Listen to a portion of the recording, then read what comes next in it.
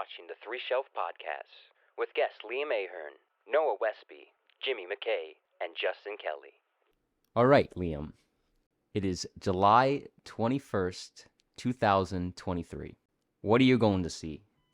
Oppenheimer or the Barbie movie? All right, listen, man. That's a tough question to start out with the podcast. I wasn't expecting it. The Barbie movie. They both come out on the same day. That's why I asked. Yeah, low key. Pretty big deal. I think probably the best performance out of both of those movies is probably going to be Ryan Gosling as Ken. Absolutely. I'm very excited for both movies. Unfortunately, I think I'm going to have to put the Barbie movie on hold that day. Oppenheimer, listen, man, Cillian Murphy in any movie, but rest in peace the last podcast because he was in Dunkirk and he was really, really good. He's one of the best parts of the movie. Yeah, so me and Liam tried to record a Dunkirk episode a little earlier, and the card got corrupted, so rip. We'll talk about Dunkirk another time, okay? It was just not meant to be. We got that good Seinfeld bit out of it. We did get the good Seinfeld bit. And Surf's Up, dude. The fact that Surf's Up is only like 30 seconds of that entire... Surf's Up's in the other podcast. Yeah. But like the fact that Noah was only in it for like 5-10 minutes. Noah let a big impression. He did, dude. At least on me. That's why I kept it in there. The fact that he ends it with The Shining, though, is like really... I fucking love that. I wasn't expecting... Okay, Noah, you want to explain more The Shining to be in there. You want to explain more about The Shining? And I want your opinion, too. Do you want to see the new Christopher Nolan movie, or do you want to see the new Barbie movie? Oh, yo. Did you see the trailer? There's a trailer out. For the Barbie movie, yeah. Did you see that? Wait, it starts off as like 2001. It parodies 2001. It's actually kind of funny. Oh, God. Yeah. For the meme culture, I feel like I have to say I'm the going to see Barbie the Barbie movie. dude. Like, bro. Wait, actual serious question. Which one's making the most money? Barbie movie. The Barbie movie, yeah. Dude, probably the Barbie movie. As sad as it is, because I do feel like Oppenheimer's gonna be a good movie. Yeah. But yeah, man, it's the fucking Barbie movie, man. It's the Barbie movie. It's like the Sonic movie. Exactly. It's like you just have to go see it. And the fact that like Ryan Gosling, like the ultimate like film bro, like Chad, yeah. Like I want to be this guy. Do you think do you think that they're gonna try and go for the same audience as like La La Land because of Ryan Gosling? You know, Greta Gerwig is actually like who directed Lady Bird and Little Women. She's like a critically acclaimed director. So I expect it to be at least good, not like I expect it to be something like the Lego movie, like something that you wouldn't expect. But it's just weird though because it's live action. Yeah, but Margot Robbie's dude, hot. Margot Robbie is hot. Do you think this is gonna be? Dude, we were just talking before about Margot Robbie's best roles. Do you think her as Barbie is gonna be her best role? Yeah. But the fact that Ryan Gosling is low key outshining her in her own movie is kind of funny. But like Ken's looking pretty good. What I'm saying is like it's just gonna. I feel like it's gonna be like one of the biggest movies of next year, and it's gonna. I feel like it's gonna be good. I'm not gonna lie. I feel like it's gonna be a surprise. Like maybe it's not for you and not for me, but like it won't get like panned. It won't. I feel like it might be like Margot Robbie's like slept on role. Like I feel like every like huge actor has that like that one iconic role. Yeah, but I feel like she already has that with Suicides. But like. It's all like DC movies. It's not. You don't have that one movie where she's like, oh, it's Harley Quinn. This could be, but like. The Barbie movie has, I feel like it's going to have the pull where like so many people could be like, fuck it, we're going to go out and see the Barbie movie, that it might actually be her standout role. It's going to be, for me, same with Gosling too. It could be like Gosling's not in a lot of like blockbusters if you think about it. No, what were you going to say about the Barbie movie? Oh, no, I feel like this could be like Margot Robbie's like Woody role. Like how Tom Hanks has Woody. Oh, yeah. Like this is just like... I mean, it's great casting. Yeah. Who else would you cast as like Barbie? Okay. Think about it. Yeah. I mean, Margot Robbie is like, I mean, listen, if they were trying, she's like a veteran actor now too. Like it's like she's a staple. So if they were trying to be inclusive, I would much rather see Ana de Armas as Barbie. Oh my! Have you seen Blonde? No, I haven't seen Blonde. Then maybe that will change your opinion if you actually saw that movie. Really? I need to see that movie. Yeah. Just because like it was. No, it's a hard watch though. It's like how long is it? It's like 2.5 hours, almost 3 hours, and it's not fun. It's like not a fun watch, and it's not even like disturbing. I felt like the director was trying to like get some shock out of it, especially because of the rating was like NC-17, and I just thought it was just boring. Like it was just constant, just abuse and like just like you just see like Marilyn Monroe just cry in every single scene. I just felt nothing. Was it like too much? Like, was it trying? Was it trying too hard? It was just so aggressively like dour. It grew me like numb. I felt nothing for like the character at all, and the performance is weird because I guess I'll. Do you mind if I say something like minor? Marilyn Monroe dies in real life. You can't really spoil that. No, but I'm saying like within the movie though. She has this weird thing where she calls her partner's daddy.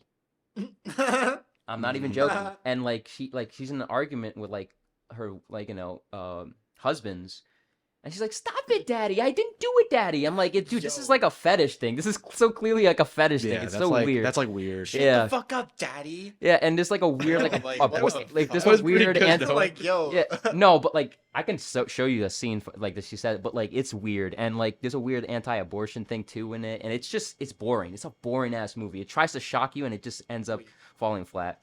Mm-hmm. But I don't know. Ana de Armas. I don't know. I don't as Barbie. I don't know. It would be inclusive. It would be an inclusive Barbie movie. Noah. Yeah. I wanted to bring up one more thing before we get to our first movie. Are you hyped for the Super Mario movie? I brought it up before. You seem so excited about it. I want you to say something. I know. What are your thoughts? Are you hyped? Yes, I am. Okay. I'm very hyped. Well, okay. What do you think? What is your thoughts on the casting? The cast is pretty. It's hilarious. It's hysterical. Chris Pratt. I don't know. So Chris Pratt's been weird.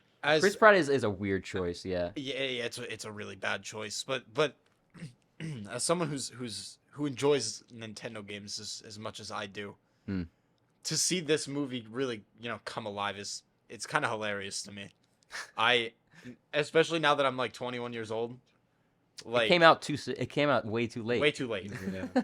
But like I think this would be like my most hyped movie as a 10-year-old. It would be like insane. Oh yeah. You got like the Minions animation style. You got Mario without an Italian accent. Jack Black as Bowser. Oh my god. You got you know who plays Donkey Kong? As Donkey Kong. Who? Seth Rogen. Seth Rogen is Donkey Kong. Yes. Why? I have no idea. Because it's hilarious. I think it's funny. I think he's fucking and then that Donkey one girl, Kong. the one girl who looks like a fish. Anya Taylor-Joy. Oh. She's Princess Peach. Oh really? Yeah. I don't know. That's funny. That's it's like no. That's one of the only ones where I was like, okay, it's not. That's fine. Charlie Day as Luigi. Like meme. Dude, it's gonna be a meme. Wait, Key is Toad. Michael Key is Toad. Yeah.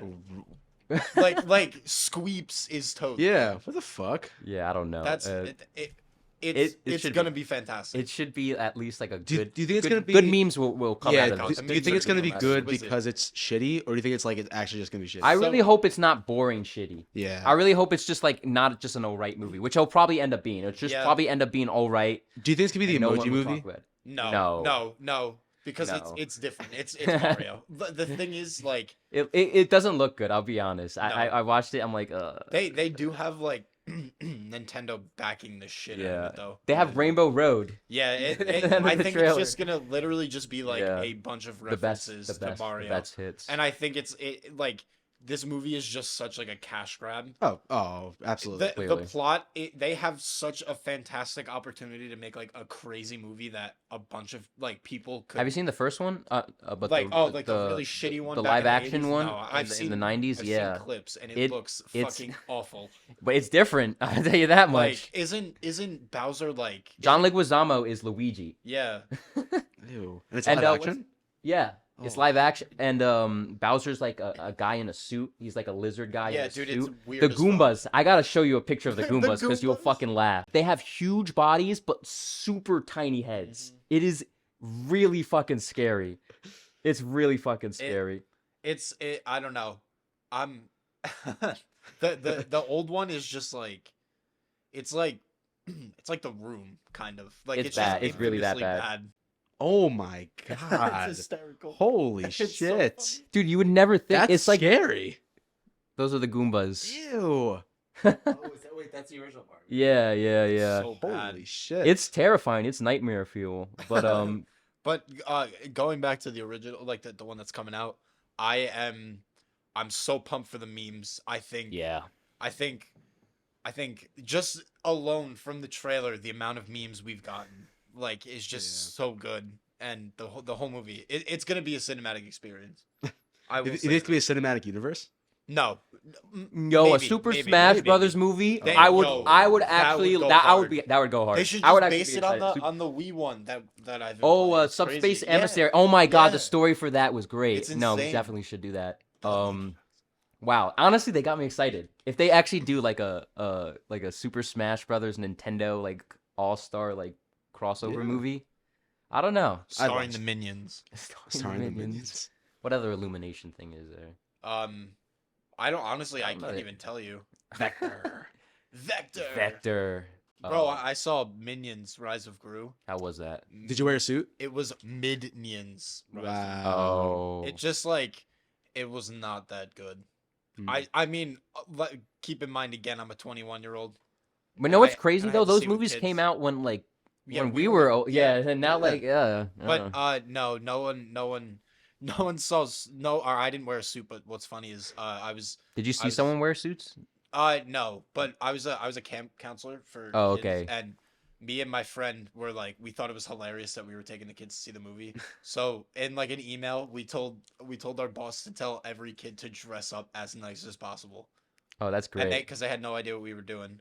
We got there and we were like, oh, we're going to see the Minion movie. And they were all like, that's why you made us dress up? And we were like, yeah, like you guys are idiots. They weren't hyped? Listen, man. They kind of were. You got to look your best for one of the best movies of the decade. So far, yeah. I mean, honestly, any excuse to get people in the theaters, I love to see that. So, I should have. Whether it's a TikTok trend. Yes. Please, I'm a star! I'm sorry, it's too much. Well, what do you want to do for the first movie? We should do Pearl first. Pearl? Let's just get into Pearl because I got a lot of stuff to say about Pearl, but I also got a lot of stuff to say about like X and like my opinion on X kind of has changed. All right. I recently just saw it after the podcast, so after our last podcast. So yeah, I like X better now Than Pearl? Yeah, I don't know. Rewatching Pearl, it just seemed a little bit one note. Rewatching it, and at least X had some as a movie. It's a little bit. I find it a bit more engaging because of the build up. And I know that I know that Pearl also has a build up. Pearl has a long build up. Pearl has a longer build up, actually. It kind of has like a build up and then something happens and then another something happened. That's kind of like something I just noticed watching it again. The structure of it kind of was weird. I still like them both, but I just wanted to say that like I don't know. Pearl is one of my favorite movies this year. X really? Yes. Okay. Not my favorite, but it's one of. Okay. What are your general thoughts on it then? Okay, so because I didn't get to see either one of these in theaters, and I saw X for the podcast, and then like a couple weeks later also saw Pearl. So both of these movies were fresh in my mind. I love both of them. They both give me like Texas Chainsaw Massacre vibes. As far as like just the house in the middle of Texas, like a ranch. Like a ranch, or Can I say this? Did you get Carrie vibes from this? From which one? From Pearl. From Pearl? Yeah. Have you seen Carrie? Yes. Yeah. Okay. I didn't see the 20. What was it? The 2013. No, I'm talking about the Brian De Palma. Yeah, the 70s one. Yeah. I know what you mean, or I can understand how someone can get Carrie vibes from it because it's like the weird girl that no one really understands. The mother too, the overbearing mother. It was another thing, and like specifically the scene where she burns her mother. That was like that. I just got big Carrie vibes. That scene reminded me a lot of when Carrie crucifies her mother. It's kind of a riff on that too. I thought it's honestly like both of these movies and just the whole style of them. You could definitely tell that they were like they wanted to do a throwback and like do like a shout out to 70s horror for a lot of both things. of these movies. I don't know. I really don't get like that many 70s vibes from Pearl. I got like from X a lot more. Yeah. But I got like, did you get like Wizard of Oz vibes from this movie? Like when she's riding the bike and when like, she's riding the bike and the scarecrow humps the scarecrow and like the dresses she has are very similar to like Dorothy. And she's on a farm alone just like Dorothy. I don't know. And like the Technicolor thing too. Yeah. It's super bright and like her dress specifically. It's all saturated. Pops. It's all like everything is just like, or is saturated like, saturated is when like the colors pop out, or am I thinking something? Yeah, saturation. But like I think what they were going for is shout out to Brockhampton. A Technicolor look. Where it's like all the reds, like like when cinema first like started becoming like like I said, that dress, the red dress. And that's another thing I gotta give this movie. It's like instantly like iconic as far as like horror goes. I feel like this is like, I remember seeing the poster. Yes, the poster is just like both classic 70s. Both of them. Like, ooh. Both of the posters for X, where it's just Mia Goth as like the porn star, and then I like Pearl one even more. Pearl? Just because it's hand drawn and oh dude, it looks like a classic 1970s horror movie. I'm not gonna lie, the third movie in this trilogy, because it is a trilogy. The third movie that's supposedly coming out next year, that is one of my most anticipated movies of next year. Since last podcast we did X, I really do want to. I mean, and also they're like brother and sister. I think after we talk about it, I'm gonna give my opinion on which one I like more after like we discuss Pearl a little bit more. I'm a history guy, so I do appreciate like that old, like especially where like you don't really see movies take place like around this time. Yeah, like end of World War I. Like the influenza pandemic. Is like a big part of the movie, which is interesting because there's not many horror movies that take place during this time. As far as like the ending to Pearl compared to X's ending, I really, really liked X's ending, and I think it's, you know what? I don't think it's better than Pearl's ending. I really like Pearl's ending. I like the last shot of Pearl. I kind of got disappointed where it ended because it's like the most interesting thing about the whole story. I kind of wanted to find out why this couple is fucked up. You don't understand like the I forget the Howard character's motive. You don't really understand the Howard and Pearl relationship, or his motives to cover up for Pearl and like enable Pearl to with this shit. You don't see any of it. You see, I kind of want to see that story a little bit. I want to see their relationship because I feel like that's what X was kind of highlighting. A lot of X was the relationship between Howard and Pearl. However, I kind of liked it to where he shows up and he sees like the destruction left by Pearl. I kind of liked how he like, imagine like coming home from World War I and like you've seen all the fucked up shit over there, and then you come home and you see your wife, in a house, and like all the people are at the dinner table still, like the bodies are still there. Yeah. And like she's just like eating, and it's just so nonchalant. It's gross, dude. The pig is gross. Yeah. It's really gross. With all the maggots and shit. Ugh. But I liked how like they used that, because when what's his name, the film guy, the boyfriend, projectionist. That's they don't even have a name for him. It's just really it's titled Projectionist. Oh wow.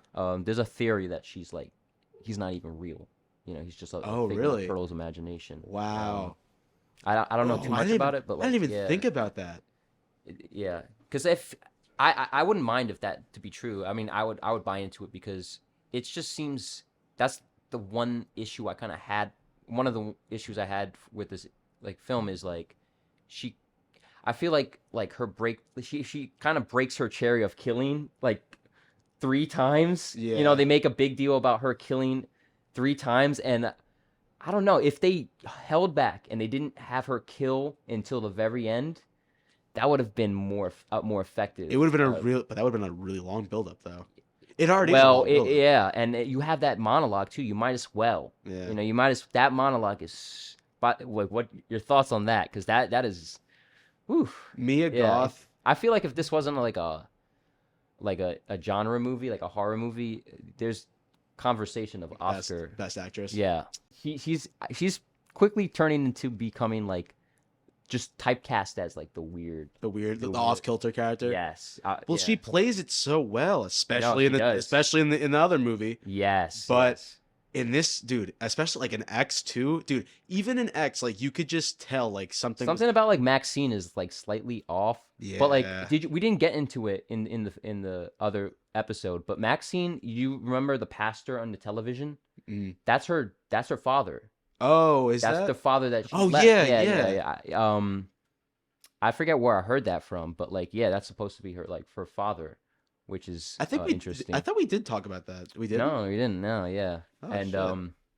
Yeah, so like that's interesting. Well, because because she was raised in such like a sheltered life, and a big thing with both of these movies is that like female empowerment and like wanting to go out and do stuff in the world. We were talking about the endings of the movies.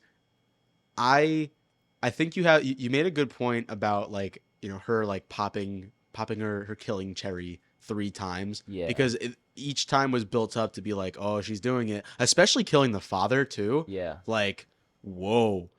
But the issue is that like, well, okay, here's the thing: the mother wasn't dead yet though, so technically that was her first killing, right? Or what was it? Was it the projectionist? The projectionist was technically the first kill, I think. She that's killed her father that's after? see, that's the thing.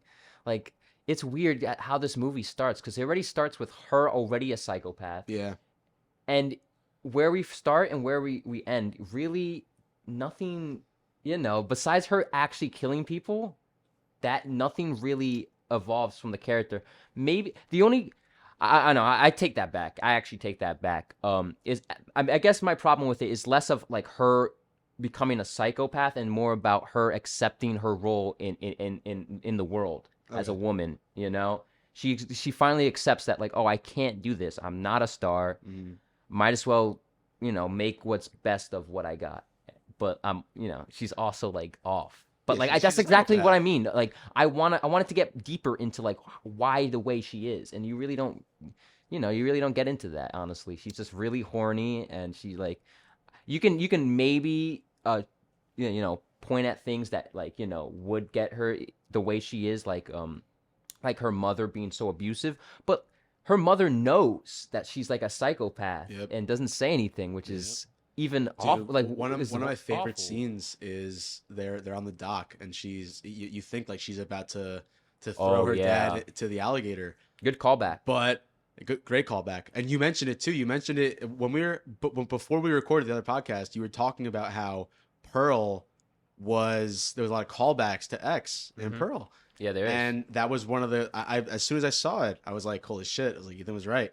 However, I love that scene because the mother shows up and there's just like this awkward pause, and it's like, oh, she knows that, okay, like her daughter is like seriously messed up. I also like how this is something that like I picked up while watching this movie. Pearl, because it takes place in the early 20th century.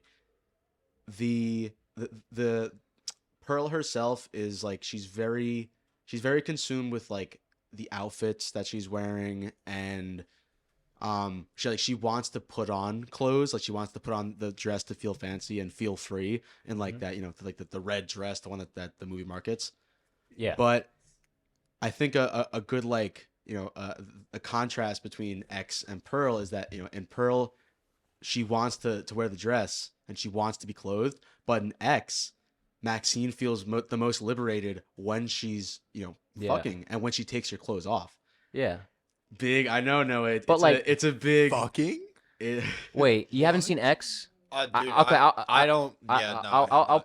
I just looked up the cast. I saw that one girl from fucking that's like everywhere is in that movie. Jenna Ortega. Yeah, dude, that girl's like everywhere. Wait, watch X, Noah, please. I will. Okay. Noah's having like the pasta and buffalo chicken tendies. Yeah, wait, can you hear this in the mic? No, you're good. I think were the buffalo chicken tendies good? No, dude, they literally they took the fucking Montclair bullshit chicken tenders, chopped them up into like 4 bits, dumped an obscene amount of fucking hot sauce on it, and then just threw it in a box and advertised it as buffalo chicken bites, like they were little nuggets. But yeah, sorry, Ethan, keep this in. Fuck Montclair Dining Services. Oh, fuck Montclair Dining Services. that's yeah. Actually, I won't lie though. This pasta is kind of good. I get it a lot. Oh, you know what? And also too, shout out to Dwayne. Dwayne, if you're watching this, Dwayne, you made the best fucking omelets. Yeah, great omelets. Great omelets. Thank you, Dwayne. That's what he was cooking. But back to Pearl.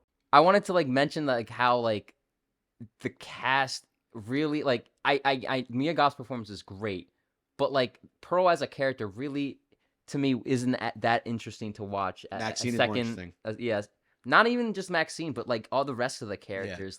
Dude, Kid Cudi's character. Kid Cudi's character. Not only is Kid Cudi in that, you see a different side. Do you see his dick? You see a different side of Kid Cudi. No, you see the outline of his you see a shadow of it. Yeah, and it's probably not his real dick.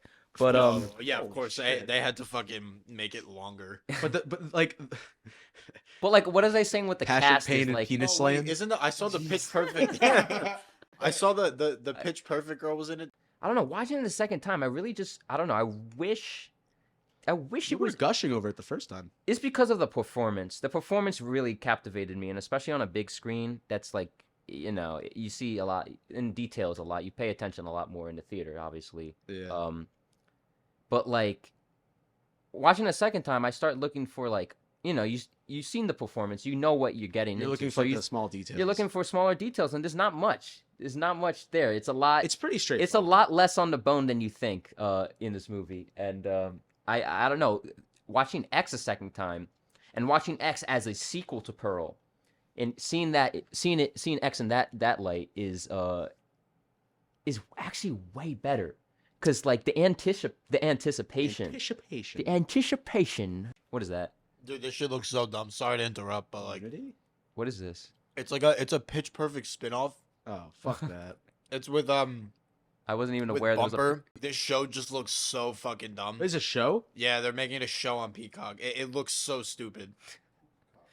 Oh. Wait, what is it? It says Pitch Perfect. I couldn't even read that. That was so fast. So in Pitch Perfect, the leader of the other. I know, but what was it just called? It was Bumper. Bumper in Berlin.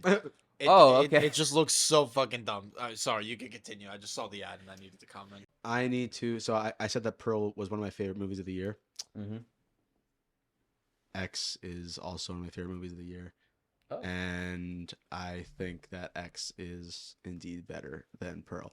Yeah. That is not to say that Pearl is a worse, a much worse movie, but honestly, is it for the same reasons I've said? It's pretty much, dude. It's honestly it's just the characters. I understand that Pearl is supposed to be just about Pearl and her mom and her dad doesn't fucking talk. Yeah. And the projectionist and her friend who her niece. Her cousin, I think. Yeah.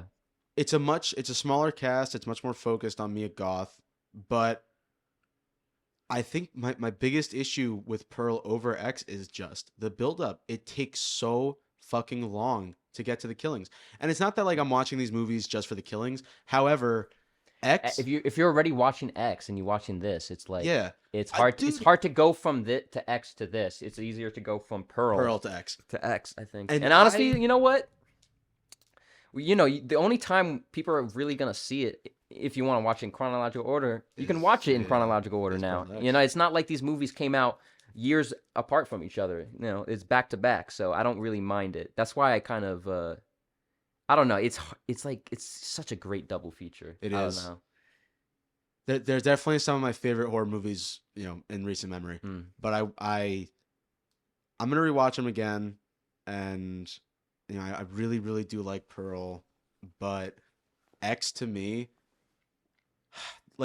when watching Pearl, nothing really blew me away, and while watching X, I was not blown away, but it felt new. Yeah, it felt like a new spin on slashers. That's what X felt like. Yeah, I don't know. It felt so refreshing seeing a slasher movie being played straight, but also having fun. Yeah, it hasn't been done in a while. That it's always just super super cheesy. The barn scene in X is fire. Love it. I know we talked about that last podcast. Yeah. And another thing too that I mentioned in the first the first time we talked about it. Go watch episode 3. I mentioned go watch episode 3.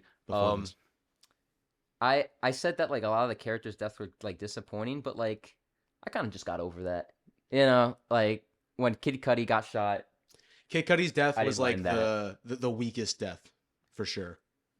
Or yeah, that and like Jenna Ortega's death was the same thing. She just got shot too. Yeah. I wasn't. At least that was unexpected, though. I thought Jenna Ortega's character was gonna make it out. I thought she was the final girl. Honestly, I watching it the first time, I thought she was the final girl. I don't know. Watching it, it's weird because I knew nothing about this going into it, so I didn't even know like. When I watched it the first time, I didn't know that Mia Goth was like the main girl. I didn't know that it had anything to do with. Yeah. I wish going into it that I didn't know that Mia Goth was playing the old chick because that's fantastic.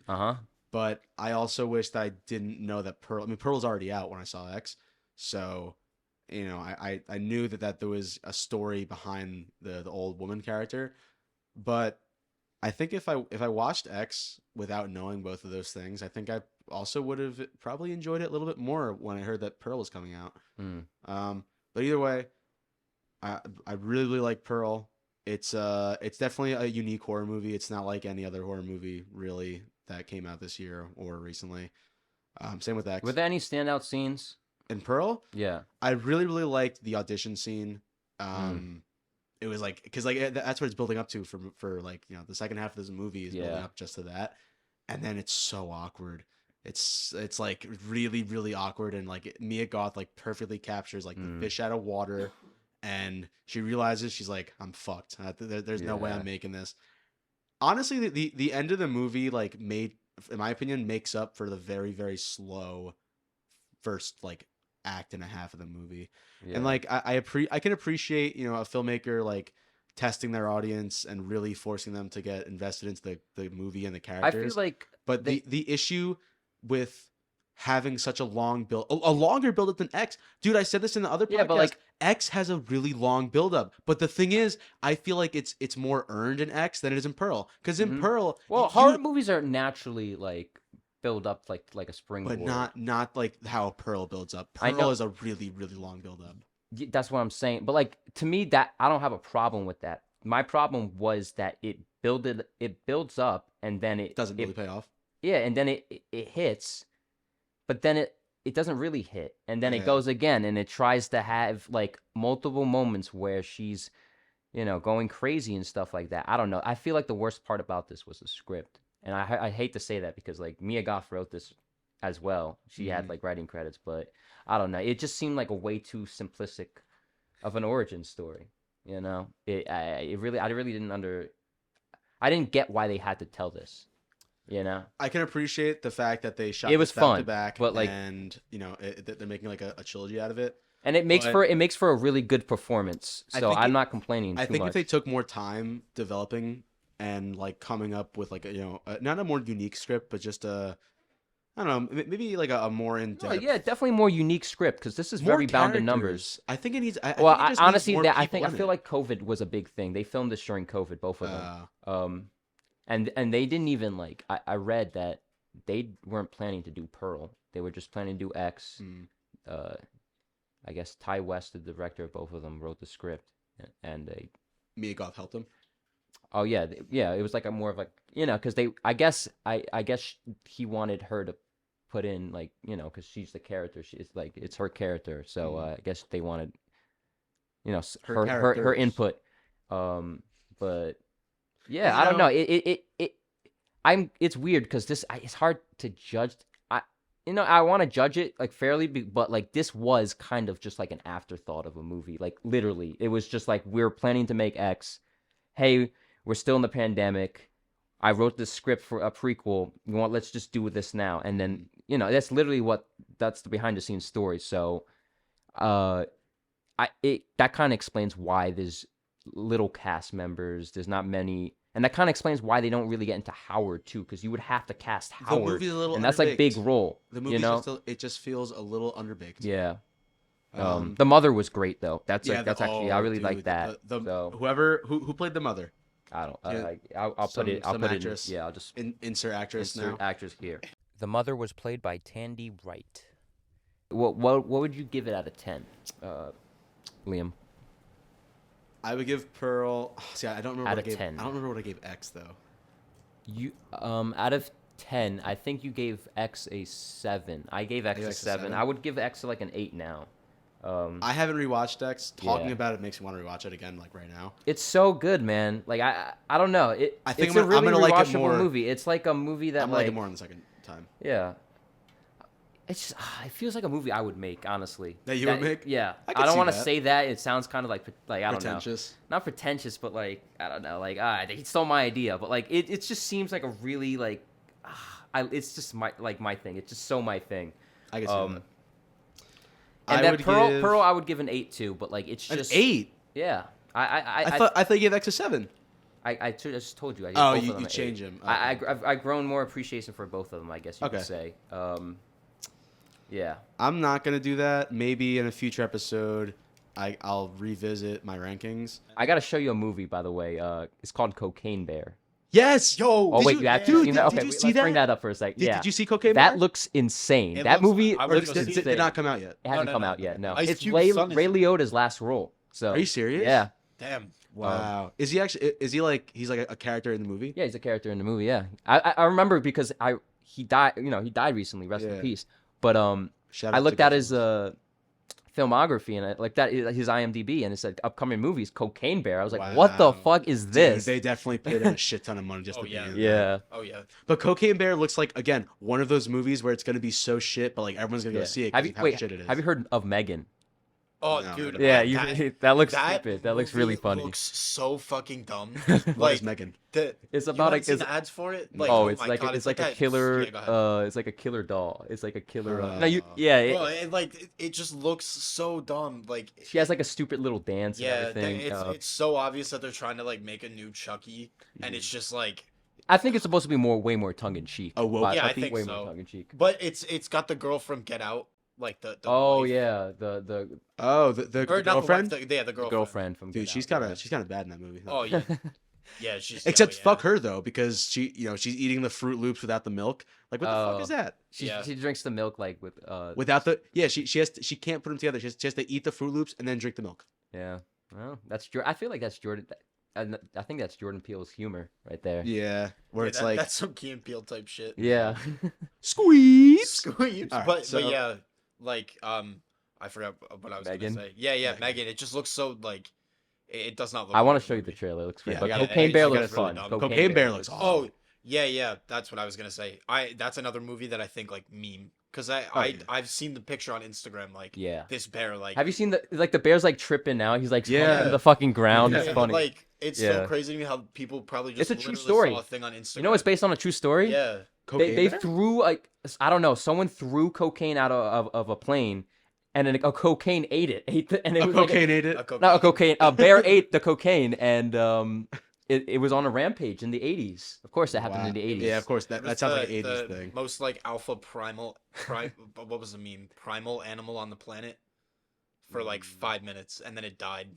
Oh, tragic. Rest in peace, I hope- Cocaine Bear. I'm sure it won't last for 5 minutes in the movie. Oh hell no. It better not last for 5 minutes of the movie. Um, I'm not watching Cocaine Bear just to see 5 minutes. That might of be the fucking best, Cocaine one of Bear. the best horror movies. Would it even? Be, it's not a horror movie. I still need to see Terrifier 2. Okay, I wanted to mention this because like 2022 has been the year for horror movies, dude. I agree. This motherfucker. Insidious 5. Insidious Okay, we have 5. Justin in the room. He was crew member on Insidious 5. So $3,000 of the Insidious 5 budget went to Justin. Justin Best Kelly. picture. Hell yeah. Have you seen any of the Insidious movies, Justin? He was there, but you won't remember it. When we watched, it was the first one, I believe. We watched the first and the second one. All you guys fell asleep for the second one. And you said you stayed up and you watched like the whole Insidious series. Remember? Yeah.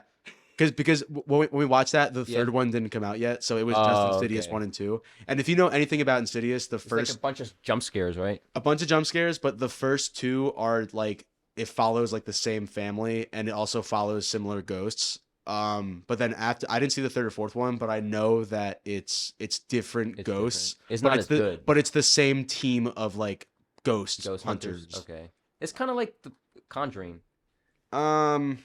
I feel like Insidious and Conjuring are like the same thing. They were made around the same. You know, Conjuring came. And James Wan too, the same director. Both of them are definitely like the first two that are directed by James Wan in the Insidious film series.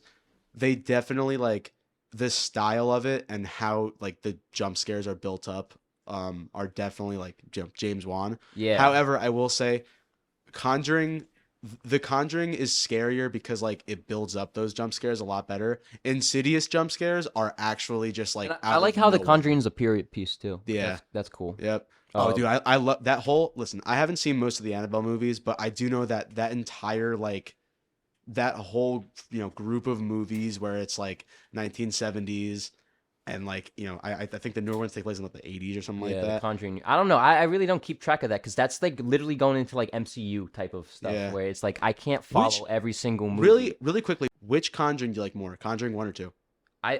Easy 1. 1 more than 2? 2 is way too long. 2 is like in 2 hours and like 20 minutes for a horror movie. That's way too long. 2 is really long, and it overstays its welcome. It's like it's not even scary. There's no moments in the second one really that. No, there are. The Crooked Man is not scary. I think that's pretty scary. The whole concept where like you can't see with the him. 10, I didn't really think that was scary. Really? No, I really thought it was just like I don't know. The first one kind of the crosses turning upside down. That didn't get you. Haunted how the cross is turning upside down. Amityville Horror. Oh my, yeah. Okay, we talked about. You this. have something to say. It's overrated as fuck. Amityville Horror, the original 1970s one, is over, and it ends way too abruptly. You don't like way the too ending. abrupt. You don't the like the ending. ending. Is awful. It's dog shit. It's one of the most. But dude, it's the Jody the pig. Jody the. Yes, I get. Pretty Flacco Jody the pig. Pretty scary, but like, dude, literally, this is not an exaggeration. This is, I think it's like one of the worst horror movie endings. Period. Like it's dog shit. I mean, all right. Jimmy McCabe's Jimmy's gonna top give 5 us movies. top 5 movies. Jimmy, what are your top 5 movies? All right. So my top 5 movies. If you know me, you're not surprised. Good Will Hunting is at the top of the list. High school. I took this one class that had to deal with like, it was literally called critical issues. So it just like dealt with like a bunch of like random stuff. Yo, did you take that with a Botto? No, I took it with. Actually, that's funny. I watched that in class too, in high school class. Well, shout out Miss Neal too for showing me Shout out this Miss movie Neal. because she's great. She showed me this movie like a week before she left. And yeah, it kind of just like changed my like perspective on like mental health and like shit like that. Because that's what the movie like has a lot to do with. In terms of like Will's like backstory and like how he was beaten as a child. Some people need to talk about their past traumas. Exactly. And Will Hunting was one of those people who needed to talk about his past traumas. What's your favorite scene from the movie? In the movie? Yeah. Oh, easily. It's easily the no, not that scene. Not the not your fault. That scene crushes me. So. No, my favorite scene is, and it's the reason why Robin Williams is my favorite actor. It's the sole scene why. So it's the scene where they're sitting like at this bench at like some park in Boston. It's like, oh fuck, wait, what's it's the last line he says. But like that was something I honestly still think about getting that tattooed on my body just because it's like, I mean, it's such a memorable fucking scene, and I can't remember the thing. Memorable scene, but not memorable. That's just how my brain works. Podcast. My other 4 in no particular... That's a good one, by the way. Good Will Hunting. Yeah, Good Will Hunting is a good choice. Yeah. It's not Surf's Up. What other... It's not... What other Robin Williams movies do you like? Like, what is your favorite actor? Dead Poet Society is probably... Like, Dead Poet Missed Society is Outfire. like just outside of the top 5. RV. We talked about it in the first Holy podcast. Shit, RV. It's probably like my second favorite. I will keep mentioning RV till the day I die. I want everyone to watch that movie at least once. Dude, Wendy's had an RV toy that I got. It was like in a kid's meal. Wait, they had Happy Meal kids? Yes. For the movie? Dude, Wendy's had an RV toy. I looked everywhere. There is no evidence of an RV toy at Wendy's. I don't know what the fuck Liam was on. However, I did find a similar movie called Zoom, starring Tim Allen. It had its own kids' meal at Wendy's. I only say this because the fonts are very similar, and maybe that's what Liam was thinking of. Fuck. If you haven't watched RV, watch it. It's on Netflix. Just watch it once, please. My second movie on here is No Forrest particular Gump. Oh, good choice. Is it your second favorite or just like wait, Not I'm my sorry. second I'm sorry. I didn't realize this was your favorite movie. fuck. You know what? Don't even. We were eating earlier, and I kind of was talking shit about the movie. No, you're completely fine because it's not a perfect movie in my opinion. Like it's All right. it gets Yes, we can recognize that. Okay. It gets to, like Forrest Gump does get a lot of hype. It's just Forrest Gump. it's just Forrest Gump. I mean, Jenny. yeah. What's your favorite scene? Like, well, no, I favorite know favorite mine. era of Forrest Gump. I guess like decade. I mean, favorite decade of Gump? of Gump. Yeah. Vietnam. I guess it's still the 60s. Yeah, I mean 60s the into Lieutenant Dan scenes, like him and like Lieutenant Dan as like Yeah. the like It gets kind of depressing towards like the 70s when Won't he's you on. fly? Like that, the New Year's Eve scene. I always thought that was. Oh, yeah. Yeah. That was. yeah. Dude, listen, when she's I'm getting high not a and it big- almost jumps off the building. Yeah. Awesome fucking scene. That Where scene. your legs, See, that's Lieutenant like. Dan? I will New give it this. I legs. will give this. I'm not a big fan of the movie, but Fuck it, you. it has a fire soundtrack. Yes. Okay. Holy I'll shit, give it a that. fire The soundtrack. soundtrack. Not only is does it have fire. a fire soundtrack, but like when you're sitting there, it's a fucking experience. You sit No, down. yeah, it's great soundtrack. Whenever Forrest Gump pops on like cable or something, Oh, I yeah. will sit my ass down and watch like 40 minutes of it. It is a Yeah, long. that ass like movie. the feather. I like Yes. that Oh, finished Haley that, Joel like, Osment. that like Yeah. bookends the Yeah. movie. Yeah, it like before it he starts got at the fat as beginning. fuck, and before The Sixth Sense. Yeah. All right, so Great movie. the We should do that number- movie on the podcast. my But next I want to hear film Jimmy's top 5. is 1917. Oh shit! Yeah, and it's purely just for the cinematography of the Okay. film. As like a cinematographer myself, I just like really marvel at like how they managed to like blend all of the shots together because like obviously Roger like Deakins, man. it's the a one shot film all up like all the way up until he like runs across the battlefield to like deliver like the message, and then that's it when it cuts, which I think is like I didn't like Wait, it at first. No, wait. He's talking about like it's not that it's a one shot. That it's if it's edited like the one shot. Oh and then- yeah. The importance. I of forgot the it one does. I cut forgot is it does cut It does eventually. cut. I Yeah, thought it was all everybody ones, yeah. forgets that it cuts at the Yeah. very end, and I think I really like the stylistic choice to it Yeah. because it cuts like right across, and it's like, oh shit, like it's finally over. Like Mhm. the tension is like kind of broken. Shout out to the Giants defense. nonstop. Yeah, The Giants stopped and them oh, let's go New York Giants because of the But fumble. Good Have you, choice. have Yeah, you seen, no, this are is you a fan like- of, are you this a is fan a of Roger very- Deakins? I'm sorry, Liam, but are you a fan of like Roger Deakins in general, like his movies? not like particularly. Prisoners is a beautiful looking movie. Have you seen Yeah. Prisoners? I love haven't, that I movie. haven't Did you like, never seen talk it, about- but like I No, feel we haven't like talked. still Well, we can talk about. I recently saw it. It was on Netflix, dude. I think we should. So okay. good. All right, you got Jimmy, two more. Very good list so far. Yeah. I'm happy that 1917 made it on this list. Yeah, so we got two more on here. We have another kind of obvious movie. It's Jurassic Park. Okay. I wasn't like a big dinosaur kid when I was little, but like for some reason Jurassic Park I just thought was like the coolest thing. Like I just loved the dinosaurs. Do you like? Do you? Are you a think- fan of any of the Do you think the sequels? Lost? Whoa! I was about to say. Do you think the Lost World is good? I don't give a fuck about the new Jurassic Park because I'm No, not gonna be. The new Lost ones- World. The Lost World Oh, is the the second Lost one. World's from the the second 90s. Oh, It's- the it's Lost the- World. Oh, yeah. I see. Jeff Yeah. Goldblum and fucking Yes. Vince Vaughn. Yeah, it's Spielberg also directed that one too. Yeah. So it's Underrated as fuck. really? Nothing beats the first one. It's just like it's such a good movie. Like it's just like it's Jurassic Park. Yeah, like It's- that's yeah. the case for like so many like movies that were like big blockbusters going forward. What are we on number 6 right now? As I far as, literally- as I saw Jurassic Jurassic Park? World 2015, and Yeah. I was like, I saw it with my family, and my mom summed it up perfectly. She was like, "This was completely pointless, and I have a headache." Yeah, That's It was exactly it was what cool. I felt It was about it. cool seeing the dinosaurs. However, I will say the best thing to come out of all of Jurassic Park as a whole the Jimmy is Fallon. Velocicoaster. No, Oh. fuck that. Velocicoaster is the greatest thing to come out of Velocicoaster is- Jurassic Park. Wait, have you written it? Have I written Velocicoaster? I Fuck have. no, I have. You have? Yeah, Oh, it's fire, dude. That's fuck not. yourself. I completely forgot about. I told you, I read didn't that. say- You didn't tell me that. Okay, that was the before. last roller coaster I rode. Oh that my road, God. that ride Dude, is we're gonna insane. Listen, So Jurassic Park Solid. speaks for itself. Yeah, it's in a lot of people's top fives. My number 5 pick is I don't know if it's a little out there. What? It's Beasts of the Southern Wild. I don't know if you guys have ever seen that film. I've never heard of this. This Yeah, is yeah. interesting. Who's it by? I have no idea, honestly. I'll look it Yeah, up. But, like, describe it. Insert the movie. So it's kind of like a narrative film about this like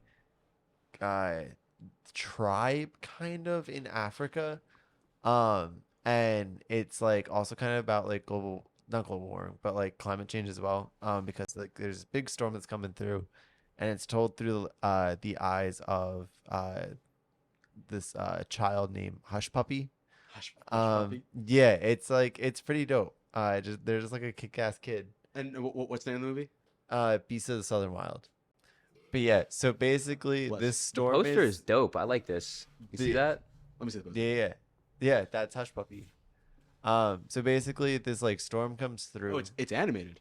No, it's not animated. Oh, why did that look animated then? I don't know why. I saw that too. It's a blurry picture. Because when Liam told me that I was making this top 5 list, I was like, oh shit, I have to like, I want to like do research. So I looked up the trailer, just because I haven't seen the movie in a while. I watched it my freshman year of college, I want to say, in my film 1 class, I think. It's Different things that like it tackles like a lot of like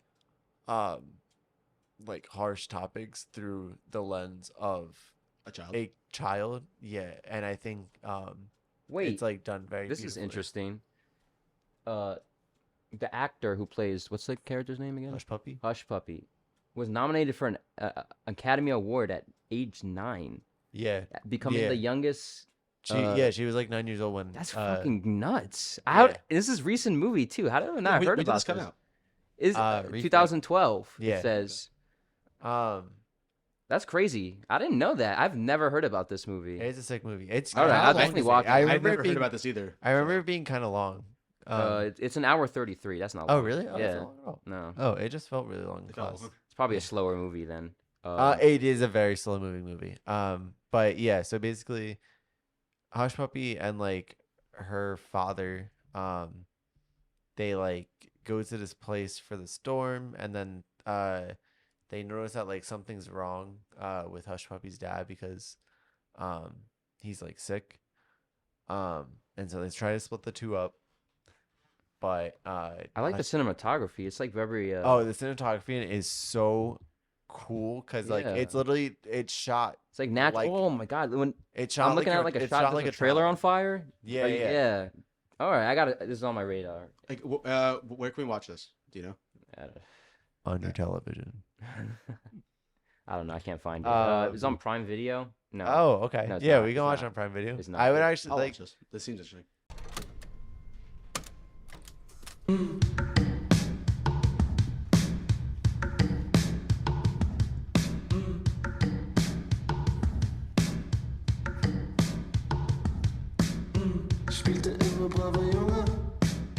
A Cure for Wellness, Mia Goth, Jason Isaac. Yes, Jason Isaac, 2016. Dane DeHaan. And a deer. Yes. I suggested this movie because I never seen it, and you gave it high praise when I was listening back on the 3rd episode. You said it was like mind-blowing cinematography, and like the scenes will stick with you. I don't remember if I put this in the episode or not, the last episode, but I'll just put exactly what you said right here. Yeah. Man, you want to talk about films that get underneath your skin? Cure for Wellness, some of the most haunting, eye-opening cinematography ever. It is a gorgeous looking movie. I don't know, that intrigued me because I did hear about this movie before, but I didn't hear great things. It was very mixed. It's kind of the reason why I kind of avoided it, and yeah, like I had my hesitations going in, and I also am kind of lukewarm on Dane DeHaan. However, this movie kind of won me on him as an actor. Hell yeah, dude. Yeah. What I loved about this is the setting. I love the Shout out yes. to Hogwarts. Honestly, Hogwarts, it kind of reminded me of The Shining a little bit. There's a lot of even like shots that directly mirror The Shining. When However, I tell you that I have, this is one of the movies where it's criminally underrated. Right. I understand. I'm gonna get into like. I mean, I have just some real big problems I have with it. I'm not gonna lie. My biggest issue with the like, even before we get into everything, my biggest issue with the movie is the actual story. My biggest issue with it. Yeah. It is very well. Yeah. I think it is extremely cookie cutter by the end of it. However, for the first half of the movie, which is the better half, holy shit, it is some of my favorite horror movie scenes. Really? That scene in the sauna, or like the steam room, literally one of my favorite scenes in all of movies. It is fucking chilling. When I'm watching that, I not only it feels like I'm in the back rooms, but it's just like the fucking sound. Like you just have the crutches echoing off the walls, and like you hear like the steam in the background. Yeah. And then like it gets like it's like I feel fucking like enclosed. I'm getting like claustrophobic watching that scene. And then like you have this random old fucker, Pembroke, who like you think the whole first half or the whole like intro to the movie, you think that like a big part of the movie is going to be getting this guy Pembroke. But I love how it completely like it gets introduced as one thing and then it completely does a 180 after the deer scene. I have the cure. I'm holding a glass. I'm not a glass of water right now. The filter didn't work in that water, so who knows? Maybe we're drinking fucking dead people. Oh no, dead people sewage. Anyway, I love. Yeah, it reminded me of The Shining. It reminded me kind of like a. It kind of reminded me of Guillermo del Toro a little bit. The production design is probably like my favorite thing about the movie, and 100%. Just like it just I don't know, something about like. Major Shutter Island vibes.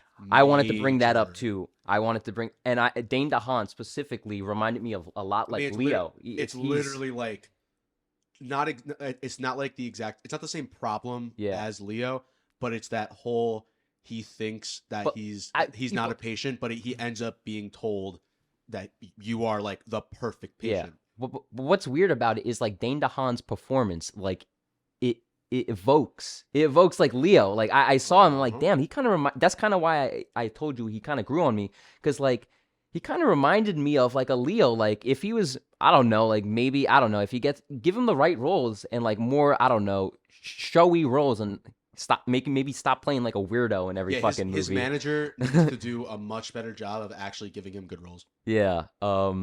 And look, Harry Osborn. Yeah. Oh God. Get that shit out. I hated him in Chronicle too. I wasn't a big fan of Chronicle, and he was just such an unlikable character in that movie. Yeah. But he was great in this, and he reminded me a lot like Leo. So that was kind of weird. And honestly, I think all the performances first, like just like across the board, this wasn't expecting a Swedish accent. No. From Jason Isaac. No. Yeah. Oh, dude. He went for it. I don't know. It's a choice. I don't know if it works entirely. I don't know if I really don't know if it works entirely, but it is a choice. Every single besides the little like weird Jason Isaac accent, every single performance across the board is fucking awesome. I love Mia Goth in X, and I like her in Pearl. She's a lot weirder in this. Like on a scale This is like. First off, this is the first movie I've ever seen Mia Goth in, and I'm pretty sure this was like her like big like starting role too.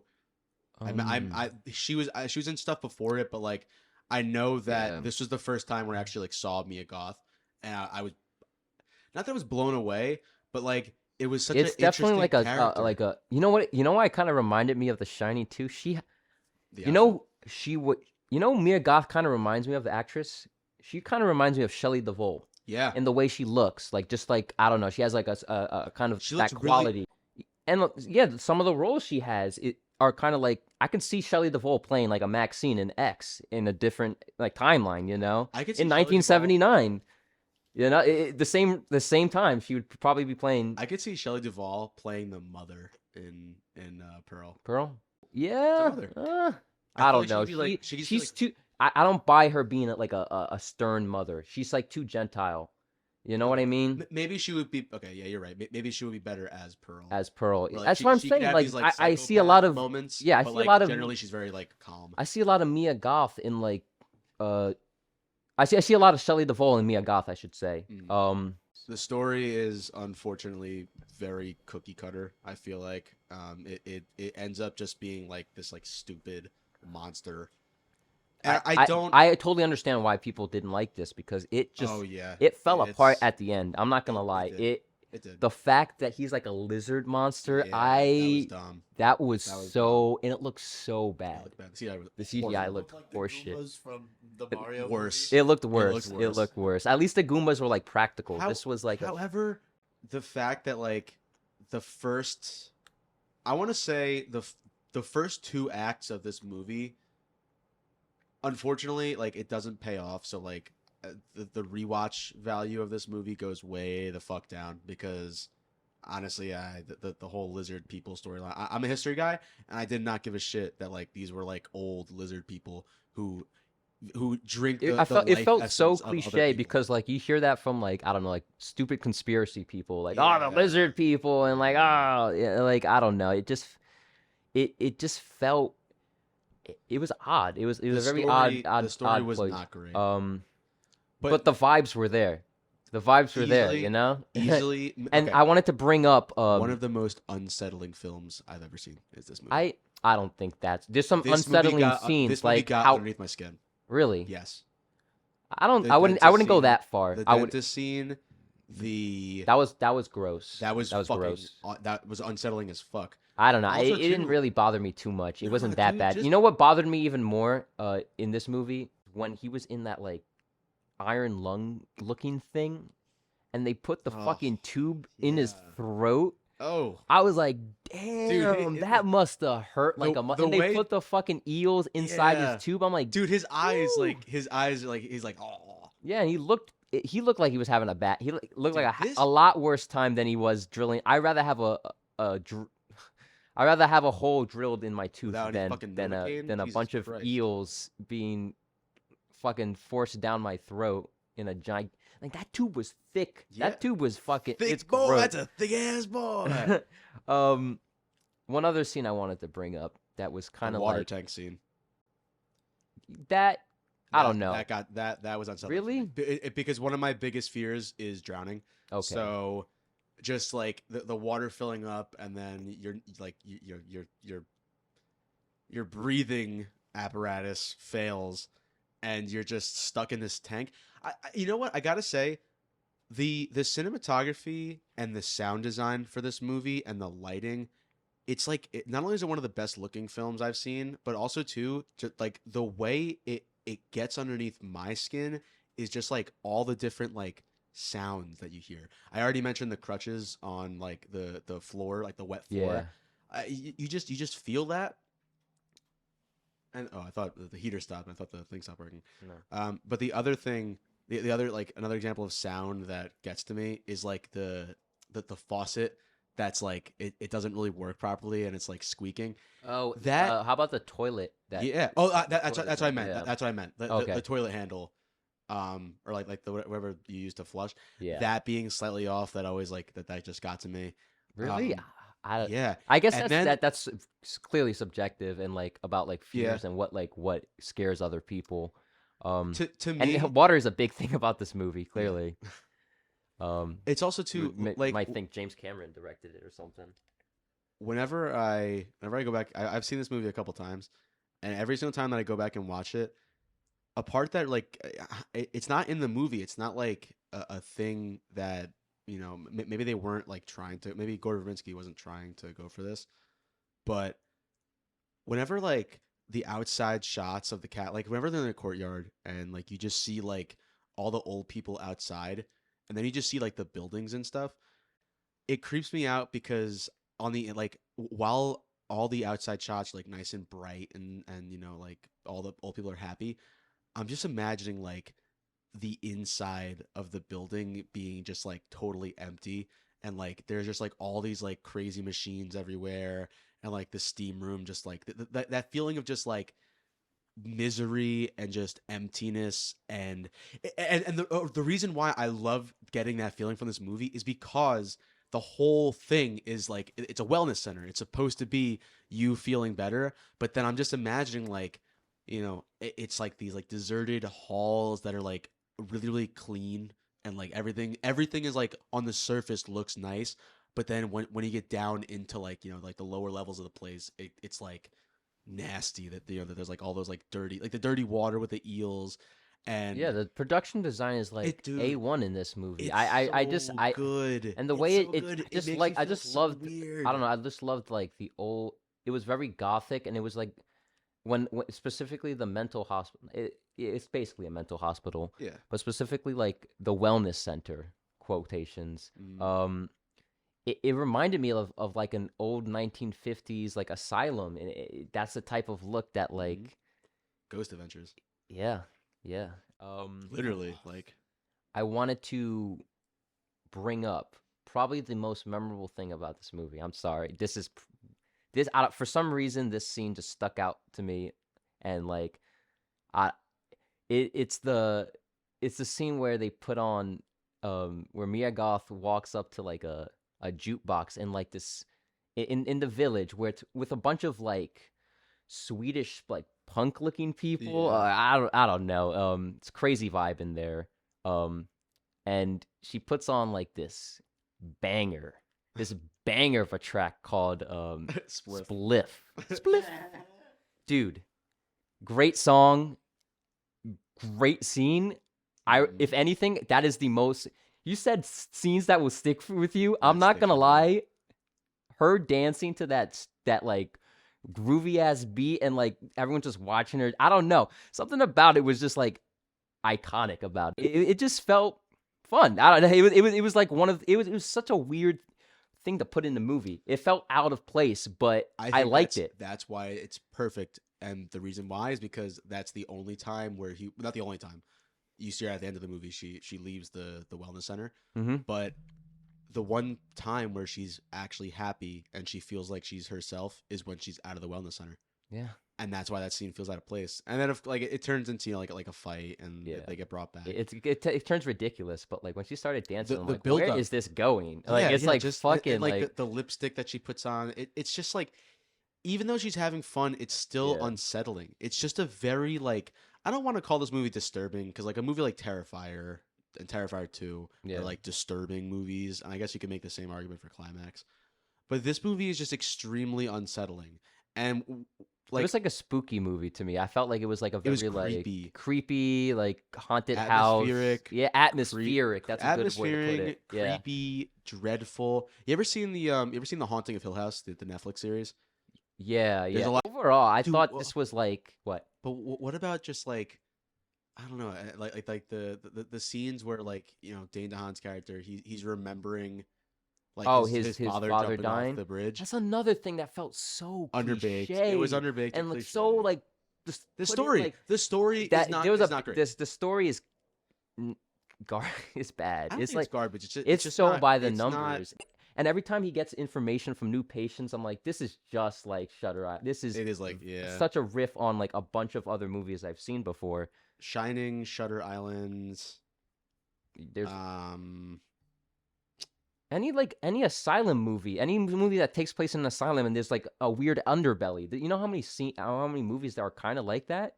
But I think this the way they shot it, and the way the way they shot it, and like the reason why it kind of reminded me of The Shining is he's trying to get back his boss. Is work related why he's there.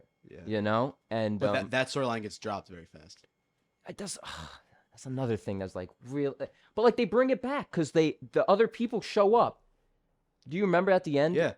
And that felt, and the ending when he's smiling, I'm like, oh, give me a break. That was I don't know.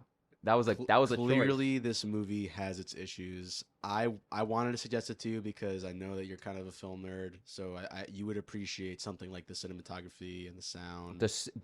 Specifically, there's a shot where they it's a train, and they mirror so the train. good. Yeah, that so was fucking good. sick, dude. And it goes into the tunnel, and like it's just that build up to like you just know that this place is gonna be fucking awful. Like, and then the first time you see the place, it's Hogwarts, so it looks cool, and like they have like it looks nice and bright outside. But that's what I'm talking about though, like especially after like like knowing what happens and like what's actually inside the wellness center.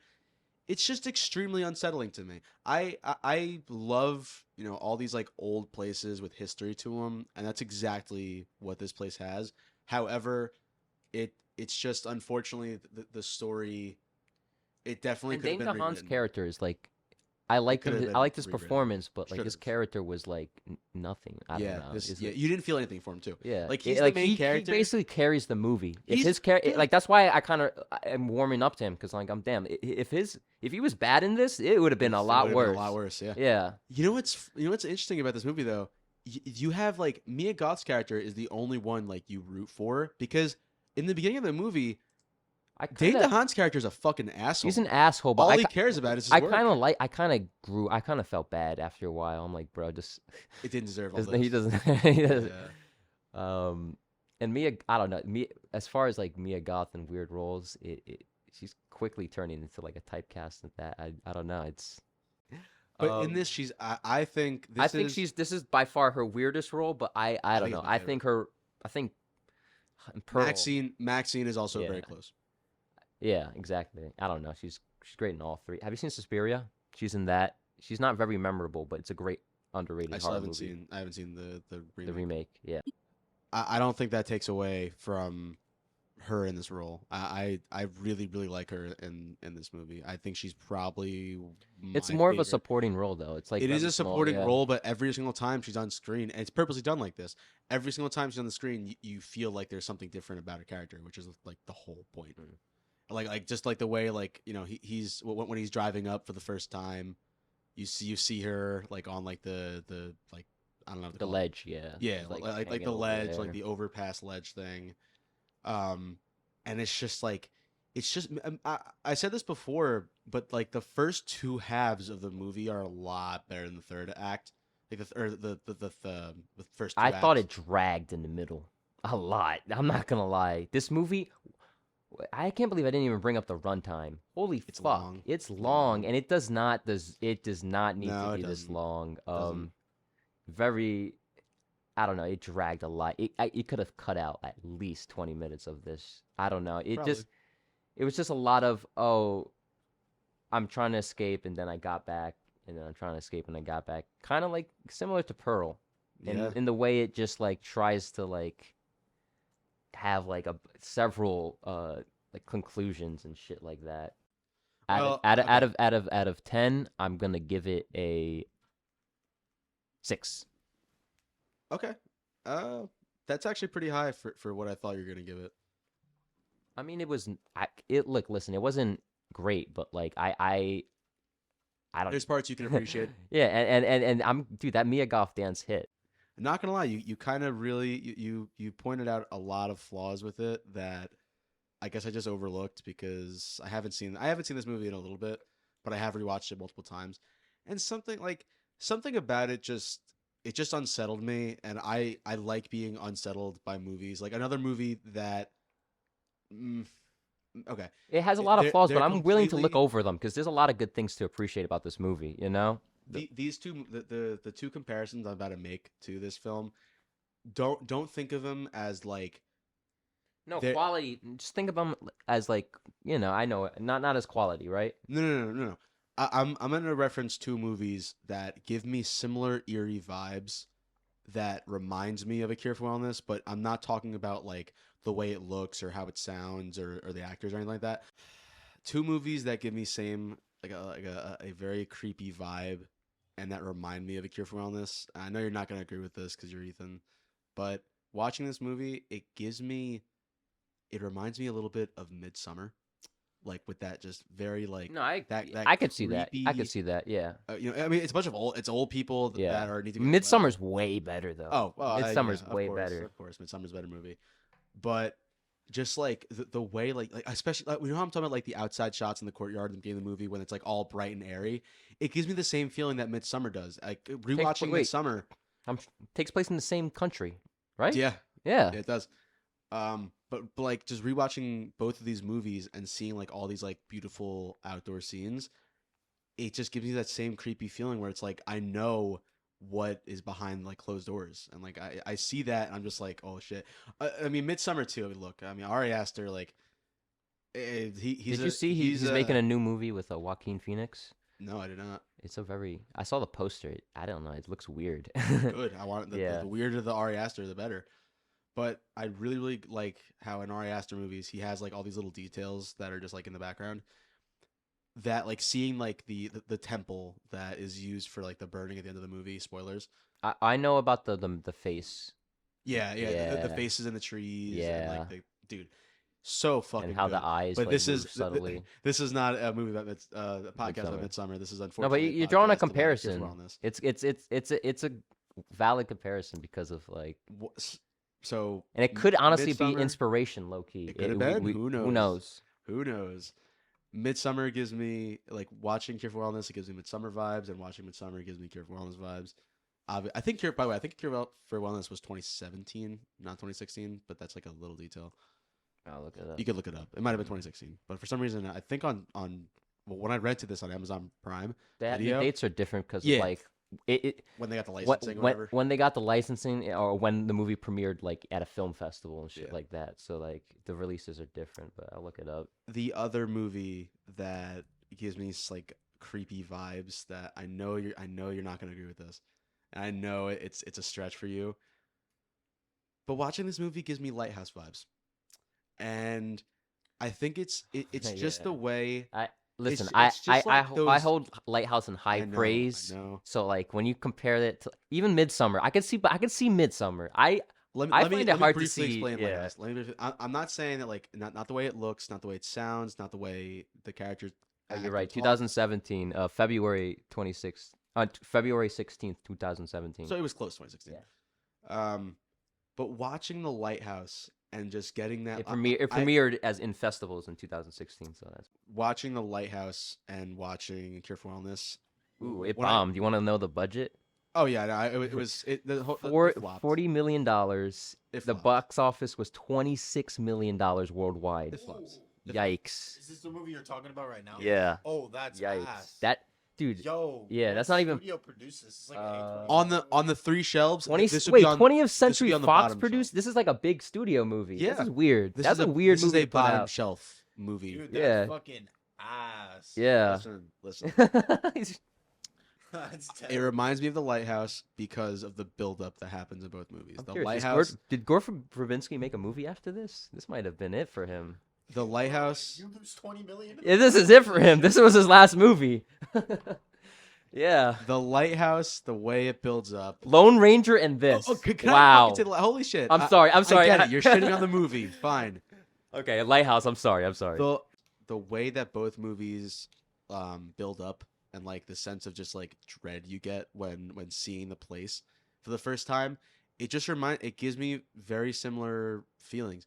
And also too, considering that both movies have a lot to do with water, and like in The Lighthouse, like in order to make it feel like you're being trapped, like you can't go into the water, and like anytime you get close to the water, like something bad happens. It's the same exact thing with A Cure for Wellness, because anytime that there's water in that movie, it just gives off like really bad. You want to talk about scenes? I can see the Jason. Really? I can also see like another link. To Jason Isaac character. The Jason Isaac and but also too, just like Willem Dafoe's character, like that dynamic with the younger counterpart is really like kind of similar, you know.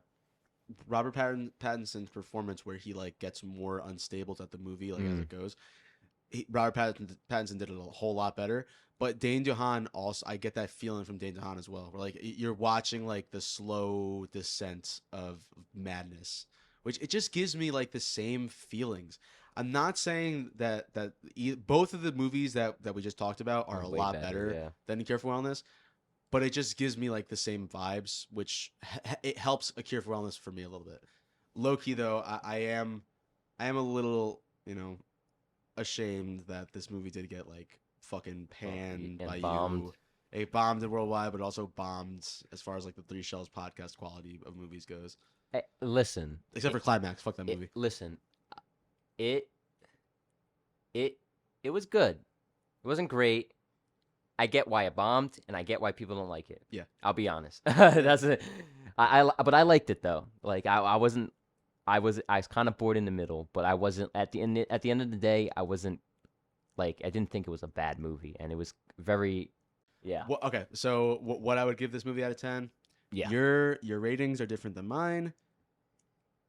I gave Pearl. Oh shit! Did I give my rating for Pearl? Shit, I don't think you did. I don't think I ever got All to right, it. I'll look. Listen, say it again. if you guys. All right, I gave X a 7. I would give Pearl a 6. I like that. I definitely like X more now. Yeah, you definitely didn't say that because I would have remembered. I gave X.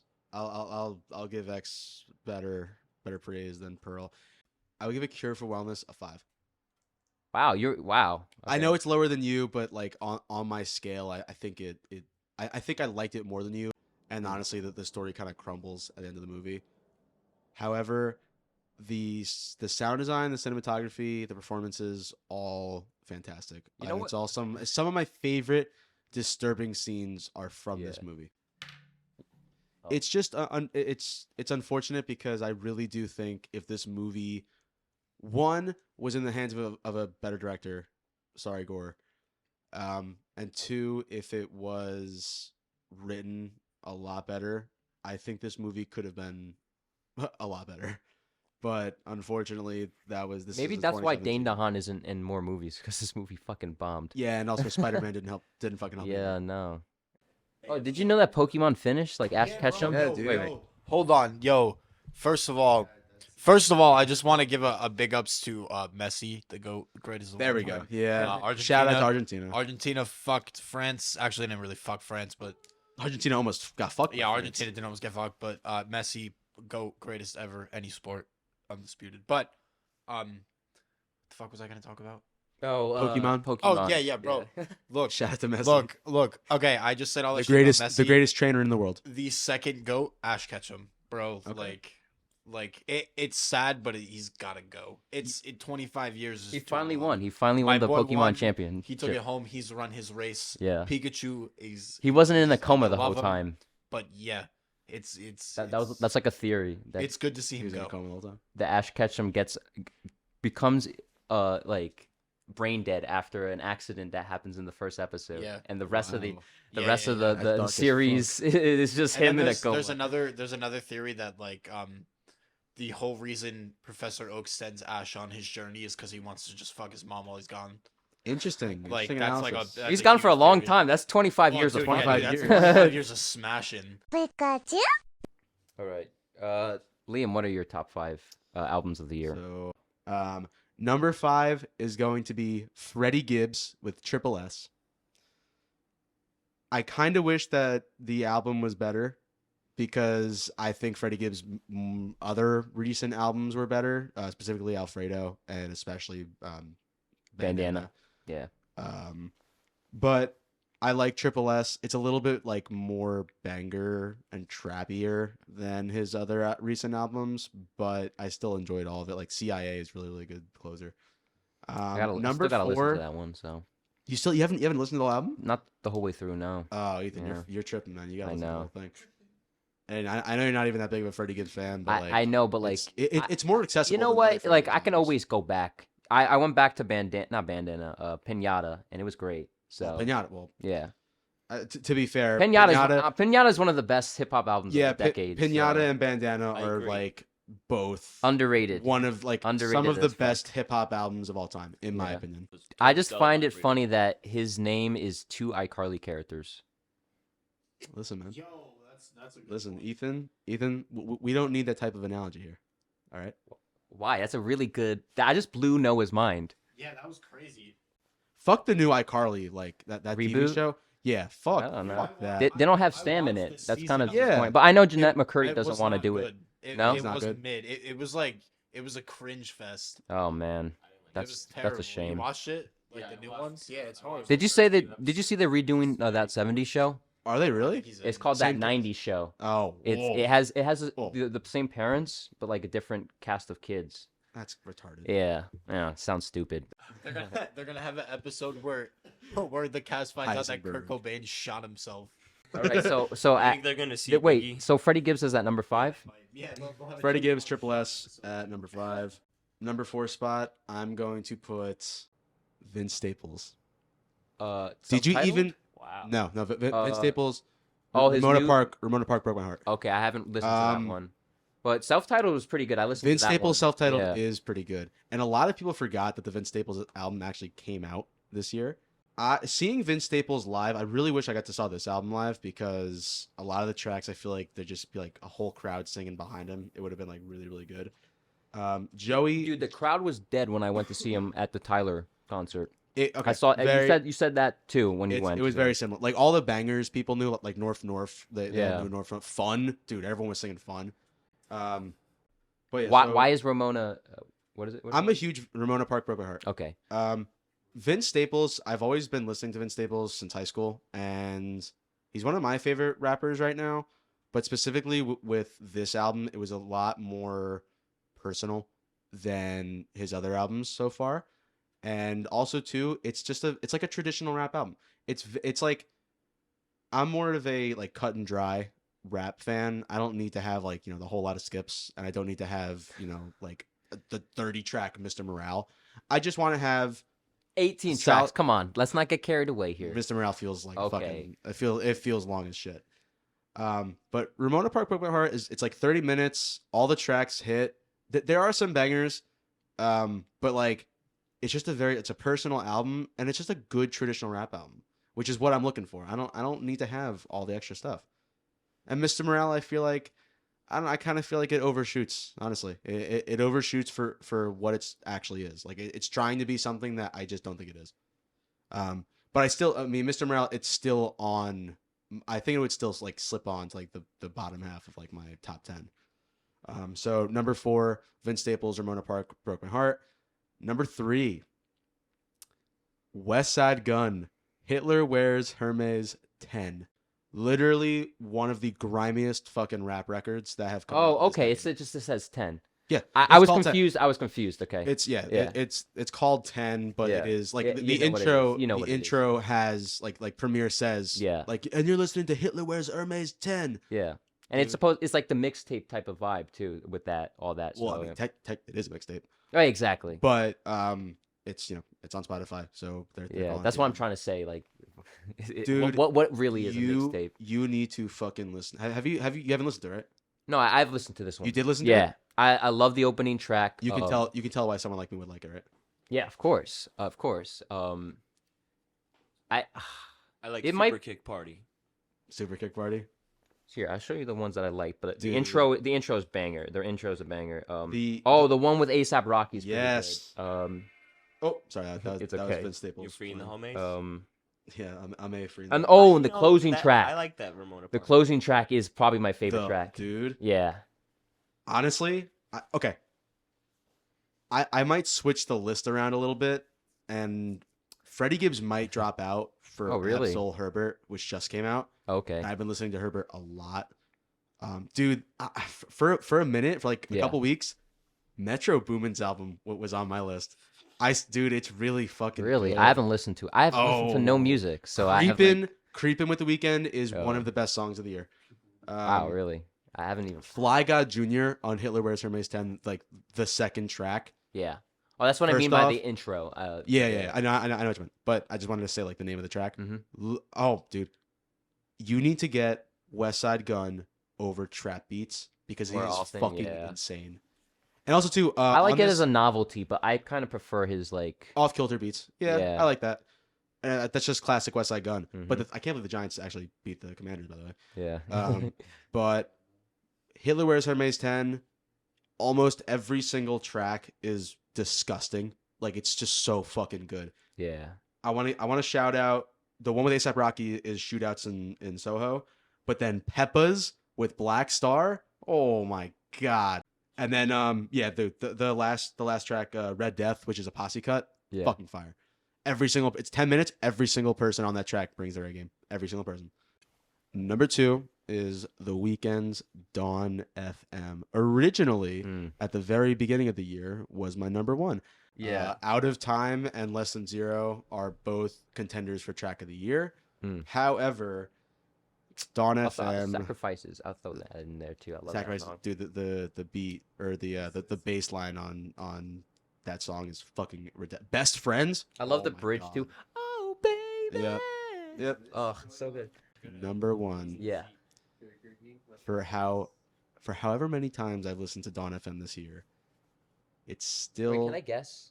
Let Ethan guess, not Justin. Oh, it's Black Star, right? Yeah. It is Black Guessing Star's No Fear of Time. Formerly If known as Isaiah Most Def. Rashad's House is Burning did not come out this decade, No Fear of Time would easily be my album of the decade. However, House is Burning is my favorite album of this decade. Do you think people are sleeping on it? Because no one has been talking about it at Everybody's all. sleeping on it. No. Everybody's sleeping on the Black Star album, dude. Fantana Well, gave you it know- a fucking 5. You know Did he what? give The House is Burning. I'm sorry. A 5. No, Yeah, he's mad about he that. might have gave it a 4, No, actually. no, he gave it a 5. But a Black Star, wasn't it? It's not released on Spotify, right? No, it's on Oh, Luminary. that's the problem. At least drop it on vinyl. Vinyl, yeah, drop it on vinyl or something. They had a partnership with Luminary. It purposely promotes like black artists, Okay, and it's for okay. There's a deeper meaning Yes. to it, I guess. you will. It's not just about like money. No Fear of Time is.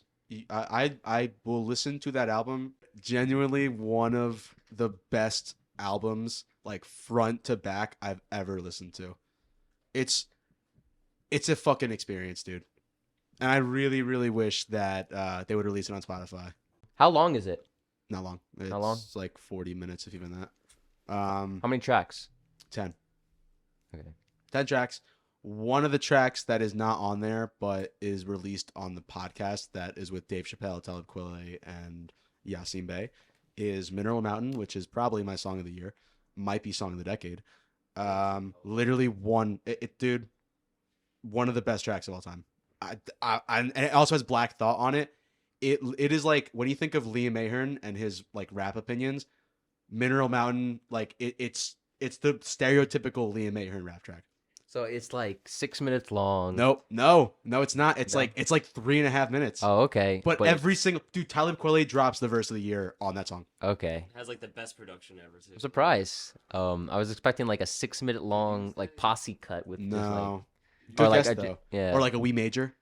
Yeah. The best track of the year is Mineral Mountain, which is also the best track of the decade. And my favorite album of this year is Black Star, No Fear of Time. All Quiet on the Western Front. That was good. That was good. There we go. That's fucking amazing. We're gonna talk about both the original, the 1930. Yes, 1930 original. Keep in mind, I have not Very seen the old movie. I have not seen the 1930 movie probably in 6-7 years. It's okay. Well, let's get into it. 1930.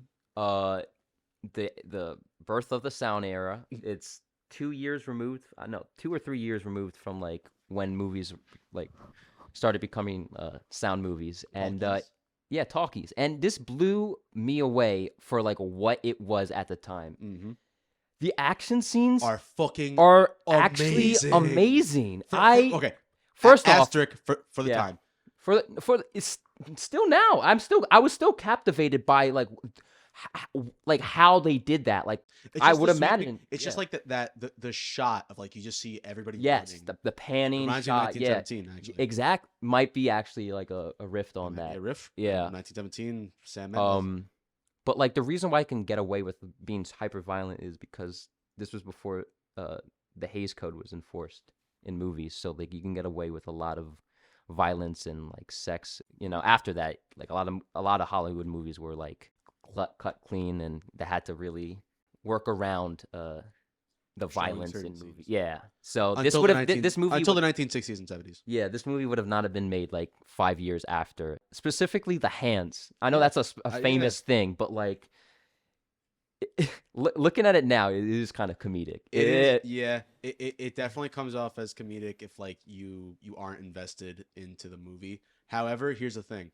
That must have been shocking back in the day. 100%, dude. The 1930s one, it like, I really need to rewatch it because it's been a very long time. It's great. But it is a 1930s movie though. Yeah, I imagine for the time it probably blew people away, and also you got to keep in mind. 1930 because it came out before World War II. You're seeing a World movie. War I was like the ultimate. I mean, it was called 12 the Great years War. removed. 12 years But removed. only 12 years after the war ended, and also too, that was like people didn't have like this idea of like Vietnam or World War II. It was genuinely like warfare that was not seen before on such a large scale, but two, just like how mechanized it was and how much technology caught up machine guns with warfare. Yeah. I mean, I again need to watch it. I'm gonna preface it. I really should have rewatched this like just before. Mm-hmm. But from what I remember, you feel like you are suffering with them. That's exactly. And both movies do it amazing, but like specifically, just I imagine because they couldn't show as much like violence and over the top stuff. It was kind of corny when he was talking to the dead corpse. I'm like, okay, but like it's I'm willing to go with it for 1930s and for the time. People are still going over getting over this insane tragedy, and the worst is yet to come. As far as like what the filmmakers were trying to tell in this movie, and like this, it's very anti-war. This movie, and dude, you should see. Speaking of Kubrick, Paths of Glory. I wanted to do Paths of Glory. I'll watch it. It's short. It's a short one too. I'll definitely. I wanted to do Paths of Glory with this movie because they both tie in, or especially the 1930s. The 19th... A movie that I think you should watch, like really just as a sidebar. Watch "They Shall Not Grow Old" by Peter Jackson. It is a documentary. Oh yeah. World War I in color, came out in 2018. Yeah. One as a history buff. One of the best like history movies you will ever watch. It is all and it's literally just a bunch of clips that are put together and drawings for the battle scenes. It's really cool.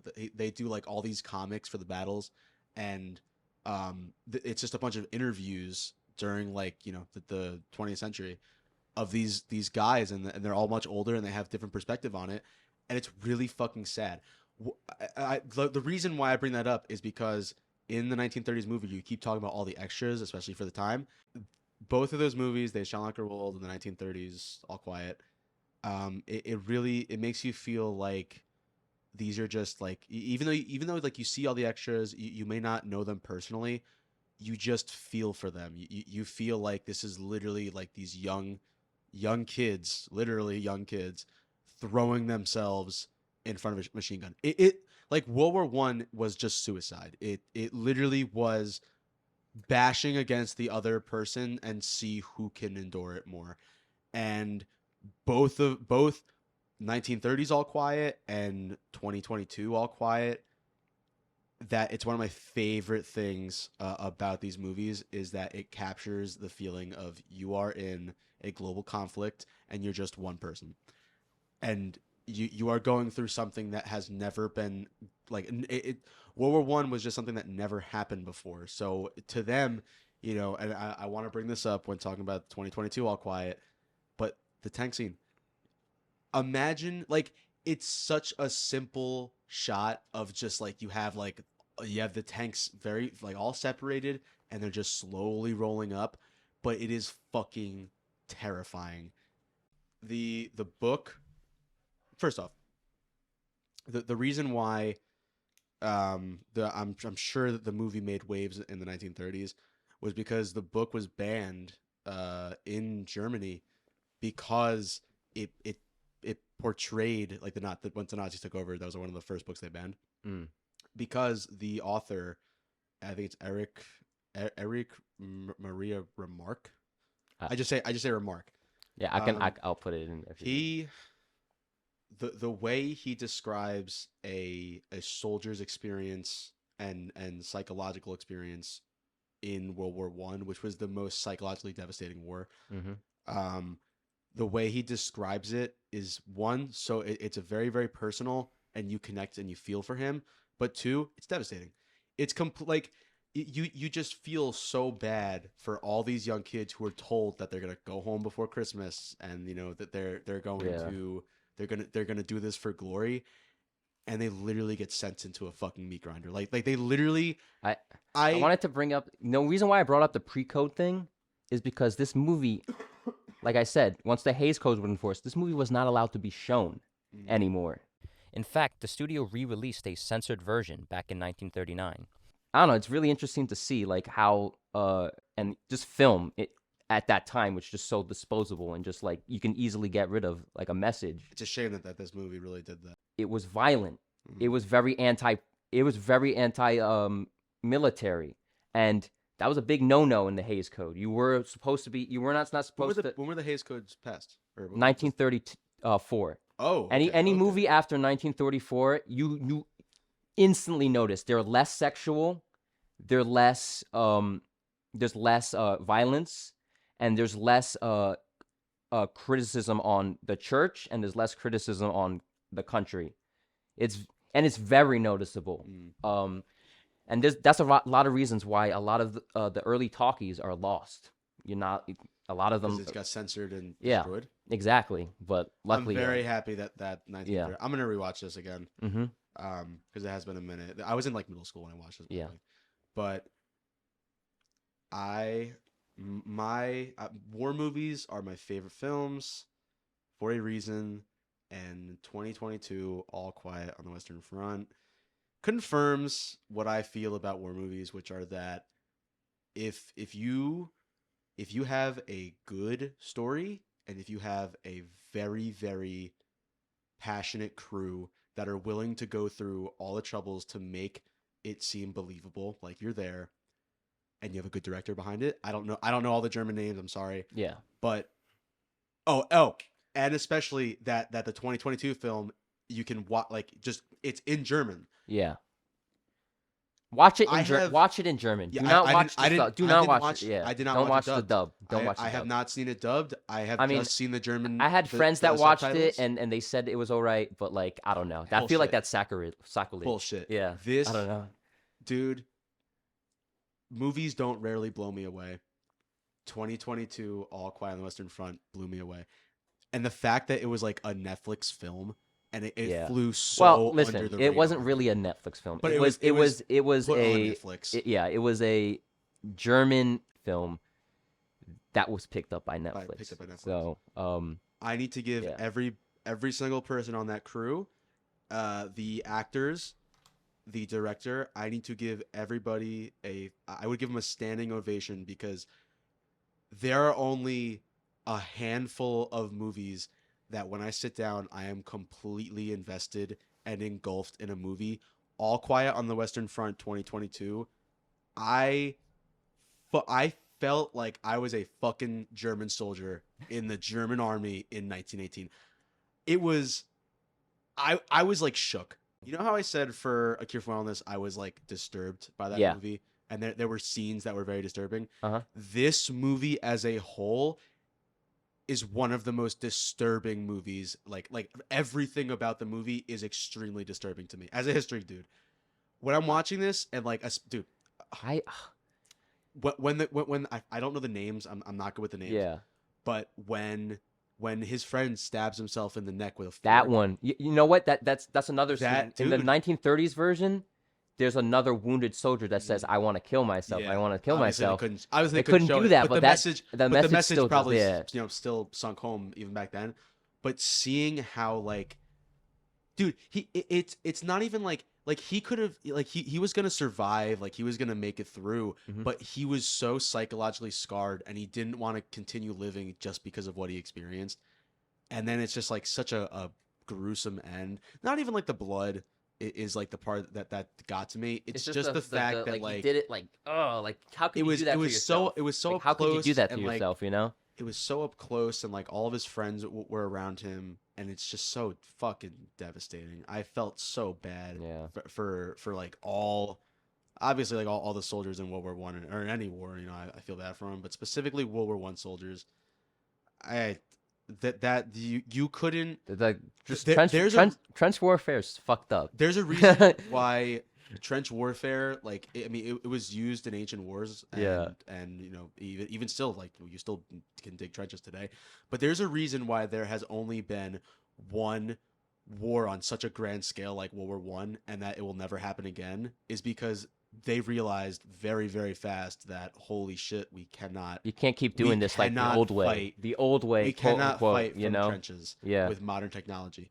Dude, the stuff that like I've read and just seen about World War One, like they would it's make weird. Flamethrowers. It's kind of fucked up to think it's shoot across trenches. Yeah, you would literally be doused in gasoline, and they would light it, and then you would see the entire trench set on fire.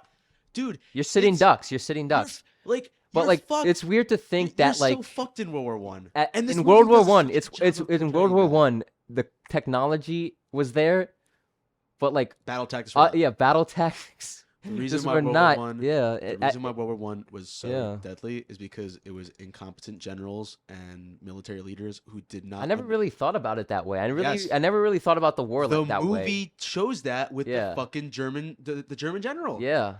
He's sitting there, you know, it's a house that they took over, and he doesn't even see the battlefield. He has no idea what's going on, and like the extent of how awful the front line actually is. And he's sitting there like, you know, very comfortable eating food. You know, I don't know if you caught this, but like the end of the movie. Oh, there's one guy I recognized. He's from Inglourious Bastards. Oh, that's right. Yeah. That's right. He's a big star. He's like in a lot of movies. Dude, even in okay, so he's a German actor, so like Ethan just showed me a picture of the actor who plays the German ambassador in Inglourious. No, the ambassador in this movie. Oh yeah, the guy, the one where it cuts away and it's just the I recognize him. Saying he's saying like we have to stop this. Like, we need to surrender. You know what? He probably does the dubbing for the English version too, because he's an English actor. Yeah. He was good in Inglourious Bastards too. Yeah. He also speaks German in that too. Actually, most of the time, all the time, actually. Yeah. Those scenes, I know, like one issue that like I know people could bring up about this movie is like sometimes when it cuts back and forth between the train car scenes where it's like talking like the ambassador is talking. I felt they were necessary though. They were necessary because one, it's, you know, they are still trying to tell a story. I mean, keep in mind this takes place at the very end of World War. Like this literally takes place in the last couple of days of the war. The end. The whole thing? Not the whole thing. Okay. The once the meeting starts, right? Yeah. Well, not even just that. Like literally, like as the after the It's kind of hard to keep. It's hard to keep up with the time jumps. I'll be honest. After the Draco Malfoy looking character dies, the first one or two, I had to bring that up. After his first friend dies, the first night that they're there, which is dude, that scene where like it's the first shelling they go through, fucking terrifying. That's disturbing to me. After that scene, he wakes up in the in the destroyed bunker, and like he's walking around, Paul is, and he sees his friend dead, like he's just blown up. It time jumps to like literally the end of the war. So like he goes into the war in early 1917, and then he dies, you know, right at the end, like literally right at the end of the war. Just like as a little like backstory, what this like the time that this movie takes place, like German generals were like, we're gonna do a last push to try and break enemy lines before the armistice. And so the reason why Paul dies is because it's like one of the last offensives of the war. And so the Germans at the very end, they almost broke through the Allied front line because they just threw like thousands and thousands of young soldiers right into the trenches. They threw them right at the enemy just to try and break their line right at the very end of the war, which is when Paul dies. Yeah. It makes it even sadder because it's like they were so close. All of them were so close to the end, and they didn't make it. The ending to this movie, I guess my one little gripe with the movie is the ending compared to the 1970s ending. I mean, it's not really a spoiler because like he dies. Yeah. But the 1930s ending ends similar to the this one. Yeah. So how does the 1970s one end? The 1970s one ends. I'll be honest, I probably will never watch it because it's hard to find. So Paul he's like writing. He's looking into the sky and he's writing his like diary because the 1970s one it's like he narrates over the whole thing. And I don't like that. I don't like it's a little it's a weird stylistic choice, but for me it works for that movie. Okay. And he's like narrating like what he sees and he's writing it down at the very end of the movie. You actually see him writing it. Okay. And he actually stands up and he gets picked off by a sniper. And it's really, really sudden. Damn. It's like extremely sudden, and you see his body, you hear the shot. Damn, like, I kind of wish I didn't know that if I ever would have watched, but I probably will never watch it. Yeah, but he gets shot by a sniper, and like he falls over clutching the note, and that's literally like there's like one little like ending scene after that, but that's how he goes in that movie. I wasn't a big fan. Of how of stealing the barn thing? No. Like I'm talking when Paul dies, when the main character dies. I wasn't a huge fan of like him walking up and like looking around and like seeing everything. I kind of wish like he just stayed in the bunker. Like how like he gets stabbed through the heart. I didn't want him to walk up the stairs and go. I wanted it to just pin me like in the bunker. It was a little bit telegraphed. It was a little bit like Hollywood, honestly. Yeah. But you know what? I get the point though. Where it's like it's a German film. It's very it's like a very personal. I know what they're trying to do. He's trying to like see like the his world for the last time. Yeah. I kind of wish that he just like I don't know like died like right away. I feel like the tone of the movie, like the spirit of the movie, would have not done that. In another movie that would have bbeen acceptable, but like in this one, it was kind of one. It wanted to, and I also like how like the very beginning of the movie shows like nature, and like the very beginning, it's like the scene with the pups.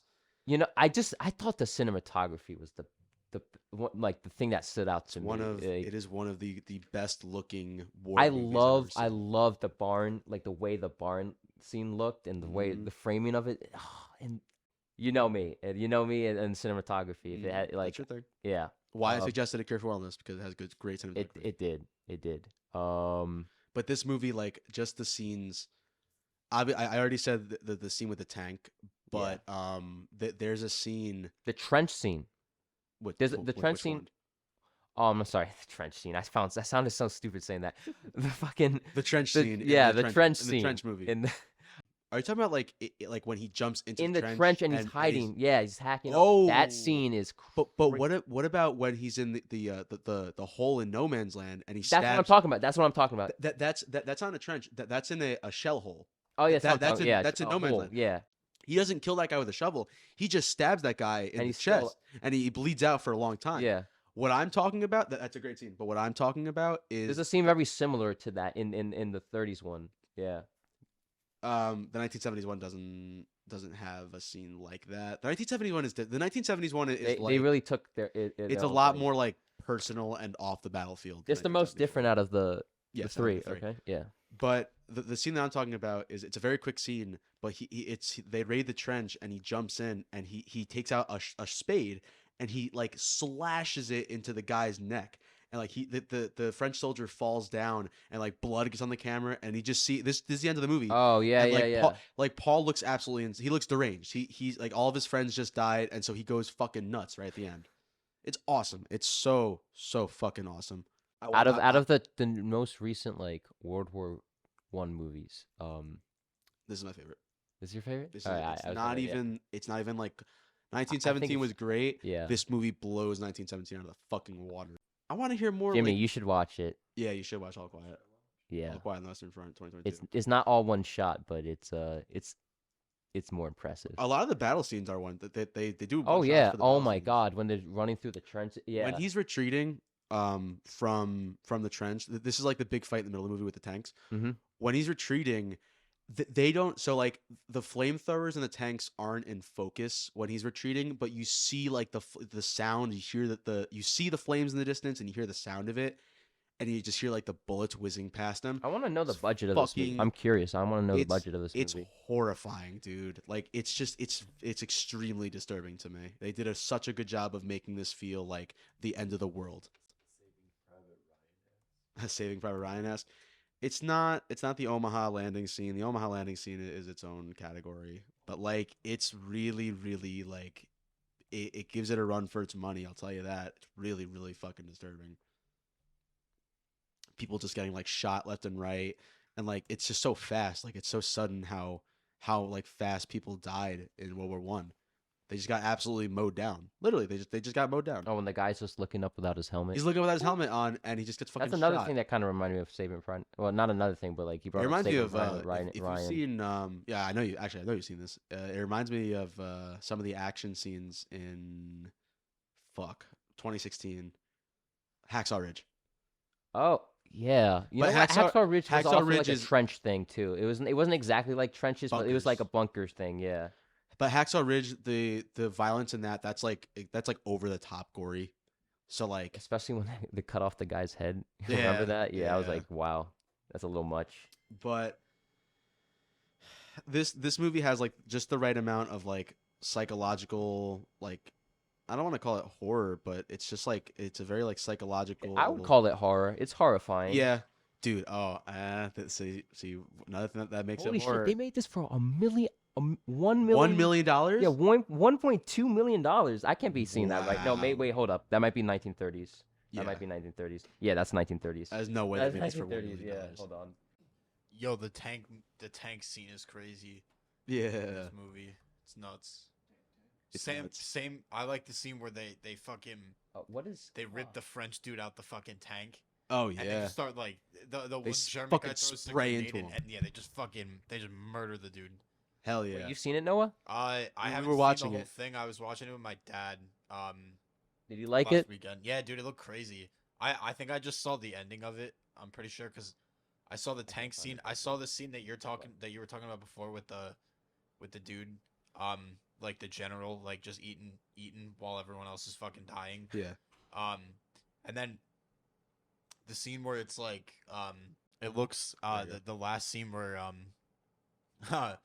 the one guy's just like he's like, run, get the fuck out of here. And like the slow-mo of the French guys are just like walking up with the torches. That shit was nuts. And the fucking one kid's friend just gets like absolutely demolished. Yeah, I can't find the budget for it. And then he fucking drinks that gross ass water. It was crazy. That water is used to stop the gun from overheating, and like he's so like dehydrated and just mentally destroyed after that battle scene. He just like he runs in and he doesn't give a shit, and he fucking downs the water. But something else that I wanted to mention about that scene, the actor who plays him, he delivers a line in that scene where he says, I don't know the German, but he's saying, I miss my family, I miss my friends, I just want to go home. He that's the first thing he says to the not the general, but to the field, like the commander, the German commander, and the German commander says he says like, I don't care, grab the gun and let's get out of here. My dad watched the dub. So yeah, that's the part. Was the dub good? Like I'm curious. Is it like it was okay? Is it noticeable? Yeah, it was pretty noticeable. It was pretty noticeable. There are more gory war movies. There are more violent war movies, and there are more sad war movies than this.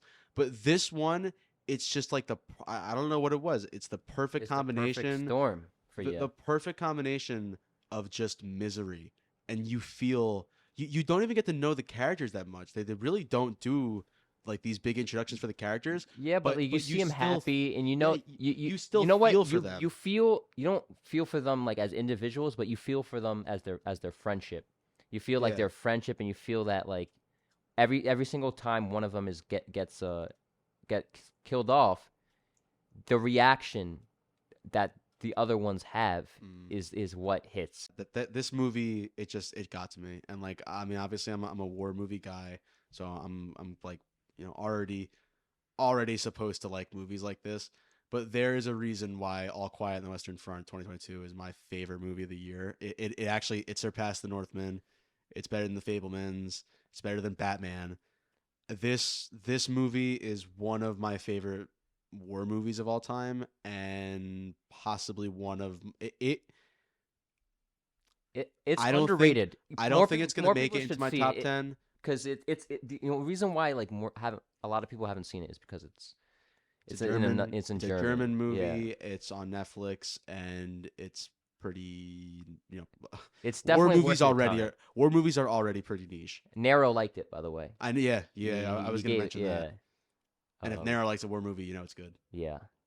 I didn't even. I wanted to bring up the score. I wanted to bring up the score. I was. Yeah. Honestly, I'll be honest with you. That's my least favorite part of the movie. What? Oh, yeah. Fuck. I hate it. I did not like the modern, the modernness of the score. No. I wasn't like feeling that. it. I wasn't feeling it. It was a little too Hans Zimmer. No, it wasn't. Yeah, it was. It was kind of a riff on like Inception. Like, I don't know. It was a little. It was good, but it didn't fit for me. It didn't fit. I know you disagree. That was the first thing that Justin actually said. He was like, "Whoa, like that sound effect is awesome." It's cool. It's barely even a score. It's a little bit obnoxious though. It's a little bit obnoxious. I think Ethan, it's a little you notice how it always plays just before yeah, I know. I realize. Yeah, scene. I realize. It worked for me. I'm a little upset that that's your least favorite part of the movie. Yeah, because that is one of my favorite parts. Is the fact that it's like it's not even used. It's a good score. It's not even used that much. It's used for effect. It's noticeable. And it fucking works. It's noticeable. Of course it's noticeable. It's supposed to be. But like in a bad way. No. It's like, ooh, no. I don't know. It took me out of it. It was like, this is not working. You're tripping. That's a bad Ethan take. That's a bad Ethan take. That's not a bad Ethan take. It is. I'm actually curious. I'm curious to like what Nero thinks because he's the music guy over here. It's not even music. It's like these horns. But don't you think it just felt jarring? It felt a little jarring. It felt too modern, man. No, you want to know why it works for me? I'm gonna try and change your mind right here. Okay. Why it works for me? It's very like industrial. Just completely unhumane. Like inhumane, coming out of like a system or like just like a machine. That's what it felt like to me. It felt like the whole point of like this movie was to show how inhumane the war was and how destructive it was. And I feel like just they're not even like a huge part of the movie, but because they're so loud and because like they're being played just before the battle scenes or any scenes of action or really any important scenes. It just drives that idea home for me where it's like this was an event that devalued life. It completely devalued what a person is and just turns them into a number or just a cog in the machine. I fucking love that to me, like that's what needs to be captured in a World War I movie, especially, but any war movie, but specifically a World War I movie. And it just got it. It fucking nailed it for me. Yeah. It completely nailed it. Yeah, this is one of the best of the year. 9 out of 10. 9 out of 10. Okay. This. Oh, and I give the 1930s version a 9 out of 10 as well. Okay. I think it does exactly what the 2022 version was trying to do. The 1930s version does exactly what it did in that time perfectly. So I guess it's fitting to give it the same rating. This is getting it. This is gonna be 10. This is gonna like the Social Network. Did I give the Social Network a 10? Yeah, you said it was like one of the best. You said it was one of the best movies of the decade.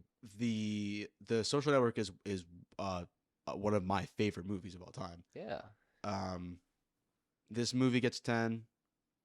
There's nothing. I mentioned like you have no flaws, so how could you not give a 10? Yeah, I wish that like maybe like a couple things were tweaked. The ending, if he just stayed in the bunker, I think I liked it a little bit more.